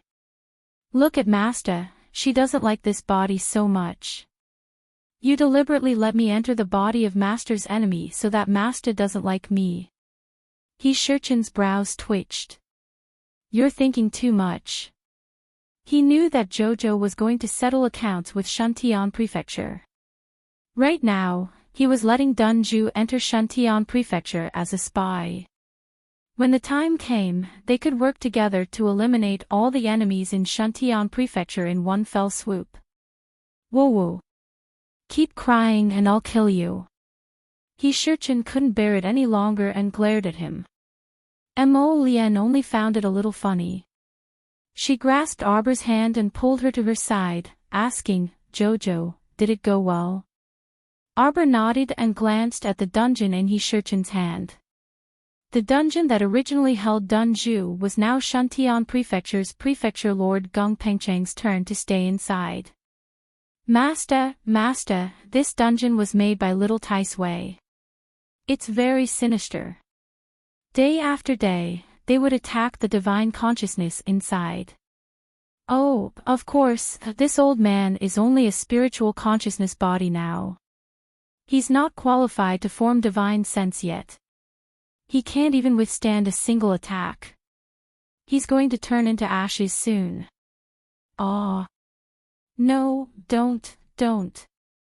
Shantian Prefecture's Prefecture Lord Gung Pengcheng was immediately scared out of his wits.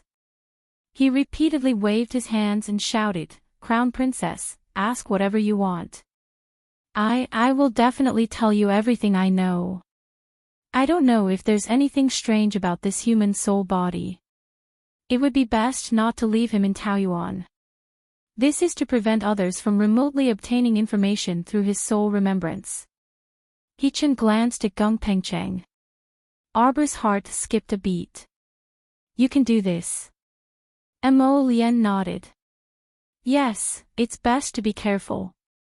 Normally, you can just throw him into the storage talisman, and it won't be a problem." "All right." Xiaomu grabbed this earthen prison and shook it vigorously. "I'll give you time to think it over properly. At this time tomorrow, I want you to clearly explain everything to me from beginning to end. You know the consequences of lying to me." After saying that, he threw the earth prison into the storage talisman. The earth prison was created by Little Tai Sui, who was a celestial venerable. Not to mention Gung Pengcheng, even a spiritual venerable like Dao Wuji would not be able to escape. Arbor looked up at Yuan Shichin and Mo Lien. The two nodded to him and glanced at the sobbing Dunzong at the same time. "Are you thinking of going back to the furnace to be rebuilt? If you don't like this body, I can help you get rid of it at any time. When the time comes, I'll refine you into a human. Would you like it? It's the kind of human puppet with blood coming out of its eyes. It'll scare ordinary people when it goes out."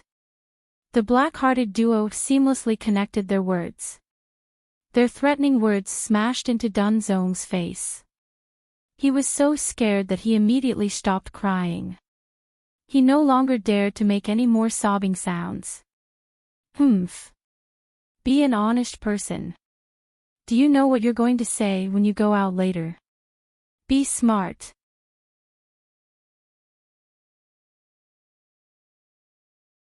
Chapter 2086. If I finish this matter, can I change into a handsome body?" "Sure." Mo Lien nodded amiably and sized up Dunzong. "As long as you finish this matter, you can change into whatever body you want. Male, Female, old, young, tiger, leopard, wolf, snake, you can change as you wish. You, don't fool me. Dunzong pointed at Mo Lien and whined. I know. If my soul completely fuses with this body, in the future, it will be very, very difficult to peel it off. Then do you want to come out right now? I can peel it off right now. Do you want me to peel it off? The quarreling duo came online again. After a round of angry insults, the weak Dunzong pitifully ran out and covered his face as he cried, You two are bad people. Arbor had a speechless expression and raised his hand to tug at Emolien's sleeve. Isn't that bad? He's so weak, I don't know if he'll be exposed in 3 sentences in front of Madame Fong. Don't worry. Yuan Shichin said with a smile. Dunzong is a quick-witted person. He looks funny, but he can basically complete the tasks assigned to him properly. Master, if I sacrifice my body, I'll lose my chastity this time. In the future, Kiki must treat me well. Dunzong ran back again and ran away like a rabbit after saying this. Arbor had a baffled expression on his face and didn't understand at all. What did he just say he would sacrifice? Yuan Shichin couldn't help but want to laugh. She coughed lightly and shook her head. Nothing. Arbor looked at Mo Lien blankly. It's just letting him pretend to be the Shantian Prefecture's prefecture master. How can it rise to that level? Yuan Shichin's mouth twitched. She thought that Dunzong wouldn't want to take this opportunity to do something with Su Nyang's middle-aged Madame Fong, right? The 3 of them walked out side by side. Arbor said as he walked, Lotus, I want 10,000 pieces of jade, just about the same size as the ebony pieces. Okay, Mo Lien nodded and looked at her with a smile. Can Jojo draw jade talismans now? Arbor nodded. I don't know if I can do it for the first time, but I think with more practice, practice makes perfect. Mo Lien patted her head and said, Of course. Back then, Jojo was still a little girl in a small shop in a deserted village. She would be envious of a few blank talisman papers. In the blink of an eye, he had become a profound great talisman master, and was able to draw jade talismans. Mo Lien sighed with emotion. She held Arbor's little hand and walked forward slowly. When the 3 of them walked out, they happened to hear Dunju scolding his subordinates, Why are you making such a fuss? Go, tidy up the rear courtyard and arrange for the guests to stay. Third young Miss Mu Ro Ku, who had been waiting for them outside the central room, breathed a long sigh of relief and nodded approvingly at Dunju. It seemed that this Shantian Prefecture's prefecture lord was also a smart person. Madame Fong walked forward with Fairy Lingfei's help and apologized to Arbor and the others. This concubine was too anxious before and didn't know what to do. Fortunately, I didn't hurt the guests. Otherwise, this concubine's heart would really be uneasy. Arbor nodded. They didn't say anything more to Madame Fong and followed the page boy who led the way to a courtyard to rest. Before they left, they sneaked a glance at Madame Fong. They felt that this woman wasn't simple. The moment Arbor's gaze fell on Madame Feng's back, it automatically shifted away.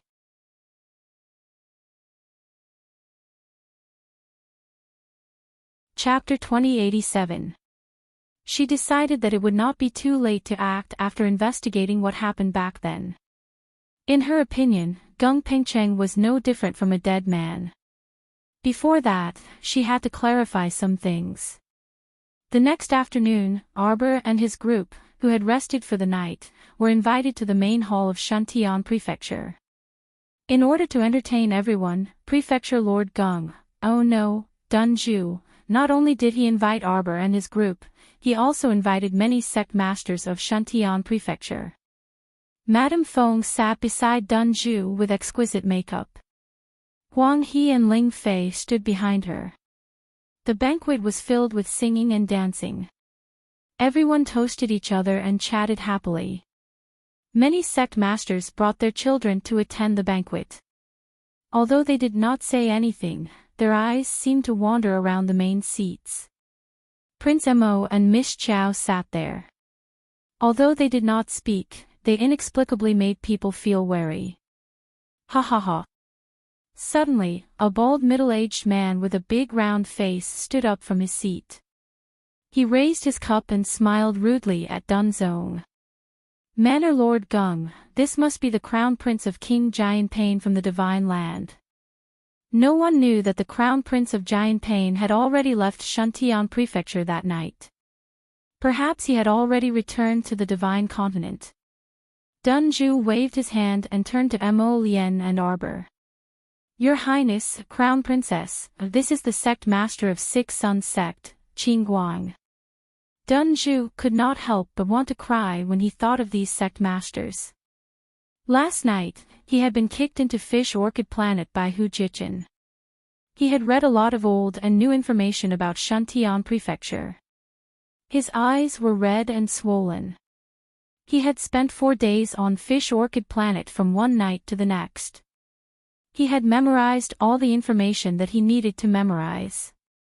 This feeling was extremely satisfying. Sect Master Qing Guang, this is the Crown Prince of the Divine Continent. He is not the Crown Prince of Jianping you mentioned. That is the Crown Princess. The Six Sun Sect's Qing Guang was instantly filled with reverence, and he turned to bow toward Mo Lien and Xiao Mu. My apologies for my lack of manners. This one didn't know that His Highness the Crown Prince had graced us with your presence. If my words have offended your Highness, please forgive me. His small Six Sun sect might be one of the top powers in Shuntian Prefecture, but in a place as big as Divine Continent, it could not even be considered as a small fry. Mo Lien didn't say anything and only nodded faintly. Although the sect leader of the Six Sun sect wanted to be on good terms with the Crown Prince, he could only sit down resentfully when he saw the Crown Prince's cold expression. Obviously, the Crown Prince of the Divine Land was not someone who liked to get close to people. When the other guests saw this, they hurriedly stood up and bowed to Mo Lien and Arbor. Soon after, they took their seats again. Both the host and the guest enjoyed themselves to the fullest. Madame Fong glanced at Dunzong, who was sitting beside her, and frowned slightly. Madame Fong was unhappy that the prefecture master did not return last night. She sent someone to ask around this morning, but she didn't hear anything about the prefecture master spending the night with any of his concubines. Even the prefecture master did not spend the night with his new favorite vixen, Min Yang. As she was thinking, she heard a crisp sound. Madame Fong looked up, and her face darkened. The person who came was a woman with a graceful figure.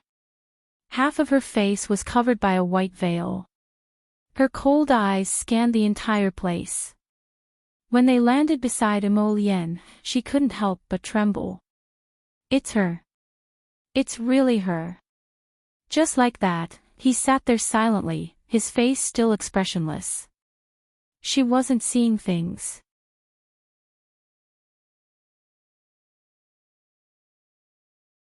Chapter 2088. The woman stared blankly in Prince Mo's direction for a long time until Madame Feng's reprimanding voice reached her ears. Min Yang, what are you doing here? Madame Feng's expression was ugly, and her voice was not polite at all. The woman raised her head to glance at Madame Feng. She stood proudly and stared at her coldly. Min Yang is here to perform a dance on the orders of the prefecture lord. Madame Feng glared fiercely at Prefecture Lord Gong. Dun Zhu immediately laughed awkwardly. He thought that this was probably an agreement between Shuntian Prefecture's prefecture lord and this woman called Min Yang. He really knew nothing about it.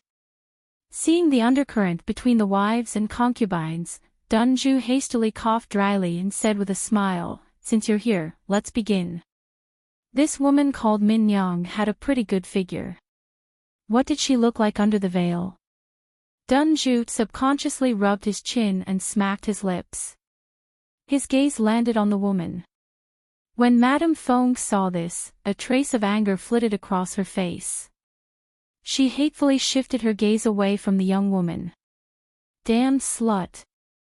An unknown little slut from all walks of life dared to compete with her. Everyone, please wait for a moment. After Min Yang left, everyone repeatedly praised Prefecture Lord Gung for his ability to manage the household and for the harmony between his wives and concubines. They showered Dunju with praise, making that fellow feel as if he was floating in the air. When Arbor saw this, she turned her little head to glance at Prince Mo, unreliable. Mo Lien could not help but want to laugh. She raised her hand and squeezed her little hand. We'll have Jichin teach him a lesson later. Soon, Min Yang appeared in front of everyone again. This time, she had changed into a pastel dress and brought along 2 rows of coquettishly dressed dancers. When the music started, Min Yang began to dance. Her figure was extremely lithe. With a leap, she spun in midair. Green ribbons fluttered as the dancers flicked their sleeves, setting off the young woman who was as bright as the moon in midair. Min Yang's pink and colorful dress spread out in the air, forming a beautiful circle of flowers. The layers were as graceful as white clouds piled on top of each other. Her loose skirt slid from the air all the way to the ground. The transparent gauze wings at the end were like the wings of a colorful divine bird. At first glance, it was truly shocking. Arbor hurriedly turned to look at Prince Mo, who was sitting beside him. Seeing him looking at her with a smile, she pretended not to see his mischievous gaze. She pursed her lips and said seriously, "So many people are looking at Min Yang. Why are you staring at me?"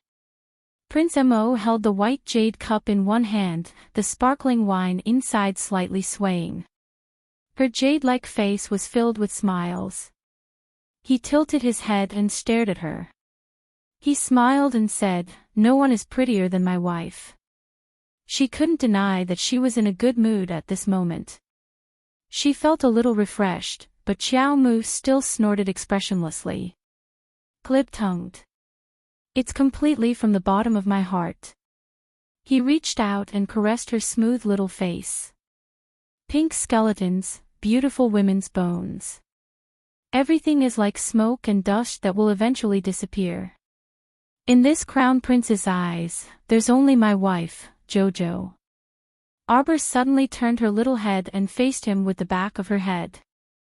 Her 2 little claws involuntarily reached out to cover her little face. It's over. Her heartbeat was beating irregularly again. It was fluttering, as if it was about to struggle out of her heart.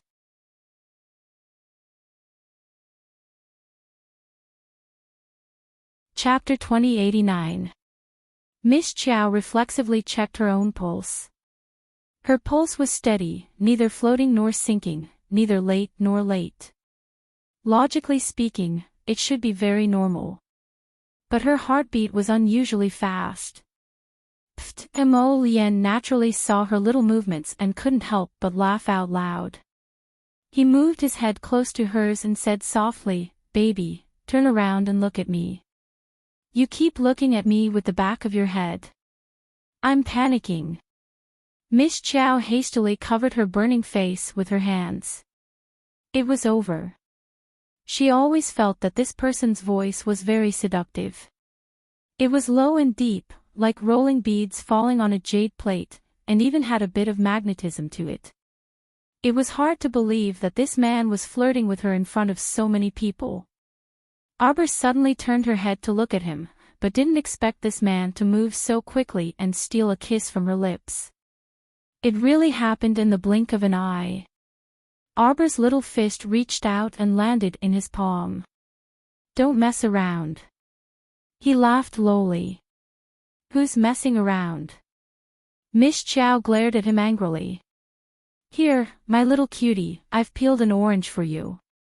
Mo Lien's eyes narrowed slightly, and he reacted quickly by pulling his wife onto his lap. With a flick of his sleeve, he instantly deflected several arrows. Chi. After a few light sounds, the arrows pierced into the pillars in the hole. Arbor started and looked back. She saw that the group of dancers who'd been singing and dancing had all summoned their weapons from their inner worlds and were charging in Dungeon's direction. Dungeon had been used to peace these past few years. When had he ever seen such a tense and exciting scene? He couldn't react in time. My mother.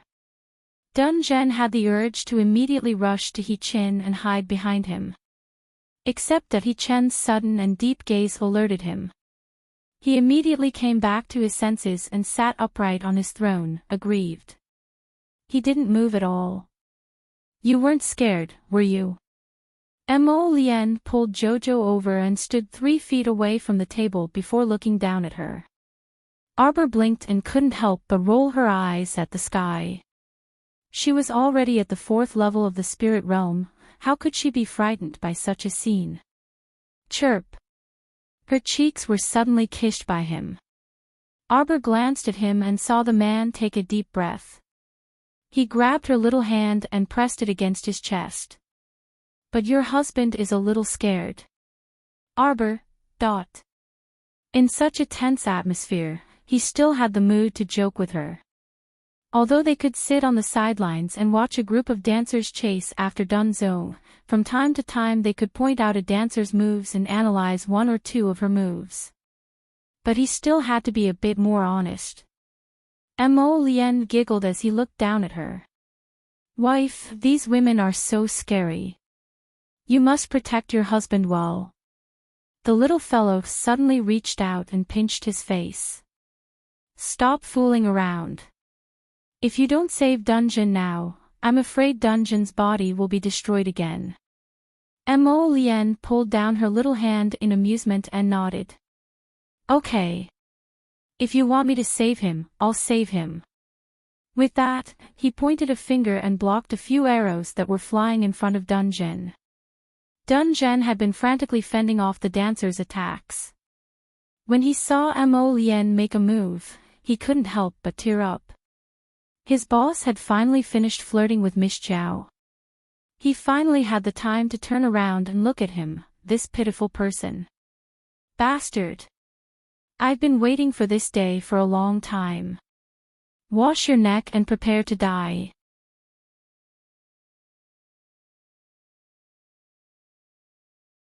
Chapter 2090. When he heard this, Dungeon's mind was in a mess. He saw a pink figure charging straight at him with a bright silver sword in her hand. She was about to slash down at his face. Did Min Yang write, direct, and act out an assassination drama? In the blink of an eye, he instinctively retaliated, throwing out a bolt of lightning that smashed onto Min Yang's sword. The sword couldn't bear the heavy blow and tilted slightly to the left. Min Yang's body sank. She rolled on the ground and got up again. She persevered and stabbed her sword at his chest again. Heavens! Dungeon frowned miserably. His entire face was scrunched up. He was a celestial venerable, but now he was trapped in the body of a spirit realm cultivator. It was really grieving. He suddenly felt that the world was full of malice toward him. Dungeon only felt that his vision was dark. He was a celestial venerable, a celestial venerable. That was a transcendent realm cultivator. Sob, sob, sob. He was actually being beaten up by a spirit realm woman. Sob, sob, sob. How big was the shadow in his heart right now? Bam! After Madame Fong threw a dancer out, her eyes flashed as she looked back at Dungeon. Lightning Spirit. When did the mansion master cultivate the power of the lightning spirit? While she was thinking, a dancer pounced at her without any regard for her life. She bared her fangs and brandished her claws, full of anger, as if she was determined to die together with her. Even if she was stabbed by the sword in her hand, she still charged at Madame Fong with the power of self-explosion. Madame Fong couldn't help but turn pale with fright. She kept retreating. That person didn't give up. Madame Feng's face was full of panic. She hurriedly reached out and dragged Fairy Ling Fei, who was standing behind her, over.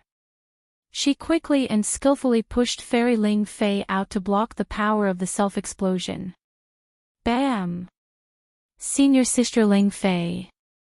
The little yellow crane's face was full of disbelief, as if it was the first day it met its master. It stared at her in a daze. Just now, what happened? Master actually pushed Senior Sister Ling Fei out to block the attack. She did so without any hesitation. It was as if Senior Sister Ling Fei was just a cat or a dog that could be used to amuse or block evil spirits for her master at any time. Although the kabuki was only a great mystic cultivator, the power of her self-detonation was not to be underestimated. Ling Fei was caught off guard and was caught in the middle of the explosion. Her cheeks were burned and her left eye was damaged by the explosion. The entire hall was shaking. Senior Sister. Fairy Yellow Crane cried out anxiously and hurriedly ran towards Fairy Ling Fei. Madame Feng's face darkened. She reached out to grab her disciple and advised, "Don't go over there." "Master, why are you doing this?" Fairy Huang he subconsciously brushed away her master's hand. Madame Feng's expression was somewhat gloomy.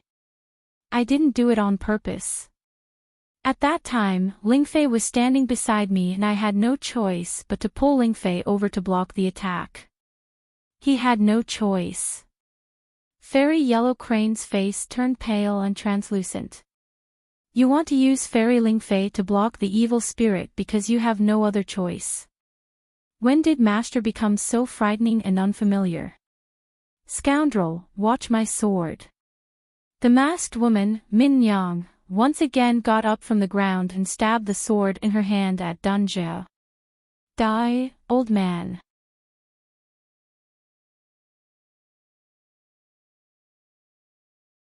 Chapter 2091. Thinking quickly, Dun Zhu quickly reached out his arms and clasped them together, catching the masked woman's long sword in his palms. He quickly snatched it away and threw it to the ground with a dong sound.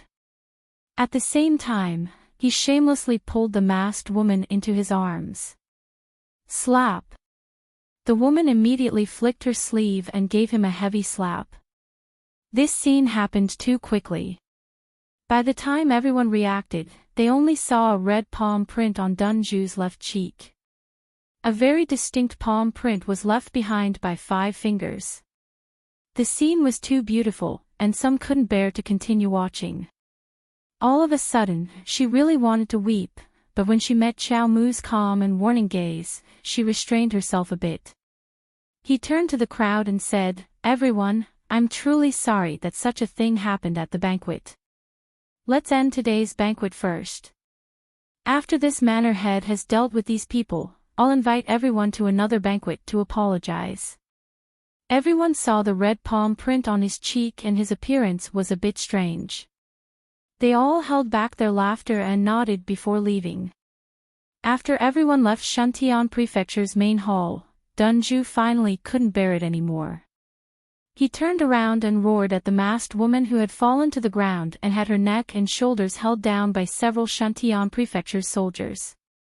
"Don't hit people in the face, you know. This is too much." Min Yang. Manor head, Min Yang dared to openly gather so many people to assassinate you. It's obvious that she doesn't put our Shantian Prefecture in her eyes. Madame Fong said with conviction. "This woman must be executed immediately. If Manor Head can't bear to do it, this concubine can do it for you." "No need." Dun Zhu waved his hand and stopped Madame Fong from continuing. "Return to your own court first. You don't need to interfere with the interrogation of Min Yang. Let me handle it fully." Madame Fong gritted her teeth and said word by word, "Manor Head, Min Yang attempted to assassinate you first and then ruin the banquet. She also alarmed His Highness the Crown Prince and the Crown Princess. If we don't punish her, will there still be rules in the entire manor?" Dunju waved his hand impatiently. I know how to deal with her. Seeing that Madame Fong was about to continue, Dunju said angrily, all right, go back to your court first. I'll let you know the results. Madame Fong left in a huff. She glanced at Fairy Huang He, who was several hundred steps away from her, and pursed her lips. Huang He, come with me. Fairy Yellow Crane looked at Arbor blankly. This child had just witnessed with his own eyes that his master had pushed his senior sister out as a shield. Until now, it seemed that he still hadn't recovered from the shock. Arbor couldn't bear it and asked, do you want to stay? Huang He. Madame Fong raised her voice and glared at the motionless Fairy Huang He with a hint of anger in her eyes. Fairy Yellow Crane seemed to have received her orders and came back to her senses. She quickly nodded and left with Madame Fong. Lord Gung ordered his men to move the corpses of Min Yang and the dancers into the backyard. Min Yang sat there silently. Suddenly, she looked up at Arbor, who was standing not far away. Slim and elegant, she radiated the moonlight. She simply stood there, but it was as if the entire world had been lit up by her. I want to see who exactly you are. Dunju reached out his demonic claws and tore off the silk handkerchief on Min Yang's face without another word. You're tuning into the LoveLore Library YouTube channel. We're so grateful for your support, and don't forget to subscribe to join us on this incredible journey through captivating stories. Your generosity through donations truly makes a world of difference, as it's the primary source of revenue that allows me to expand and enhance this channel for you. Thank you from the bottom of my heart for being a part of this adventure.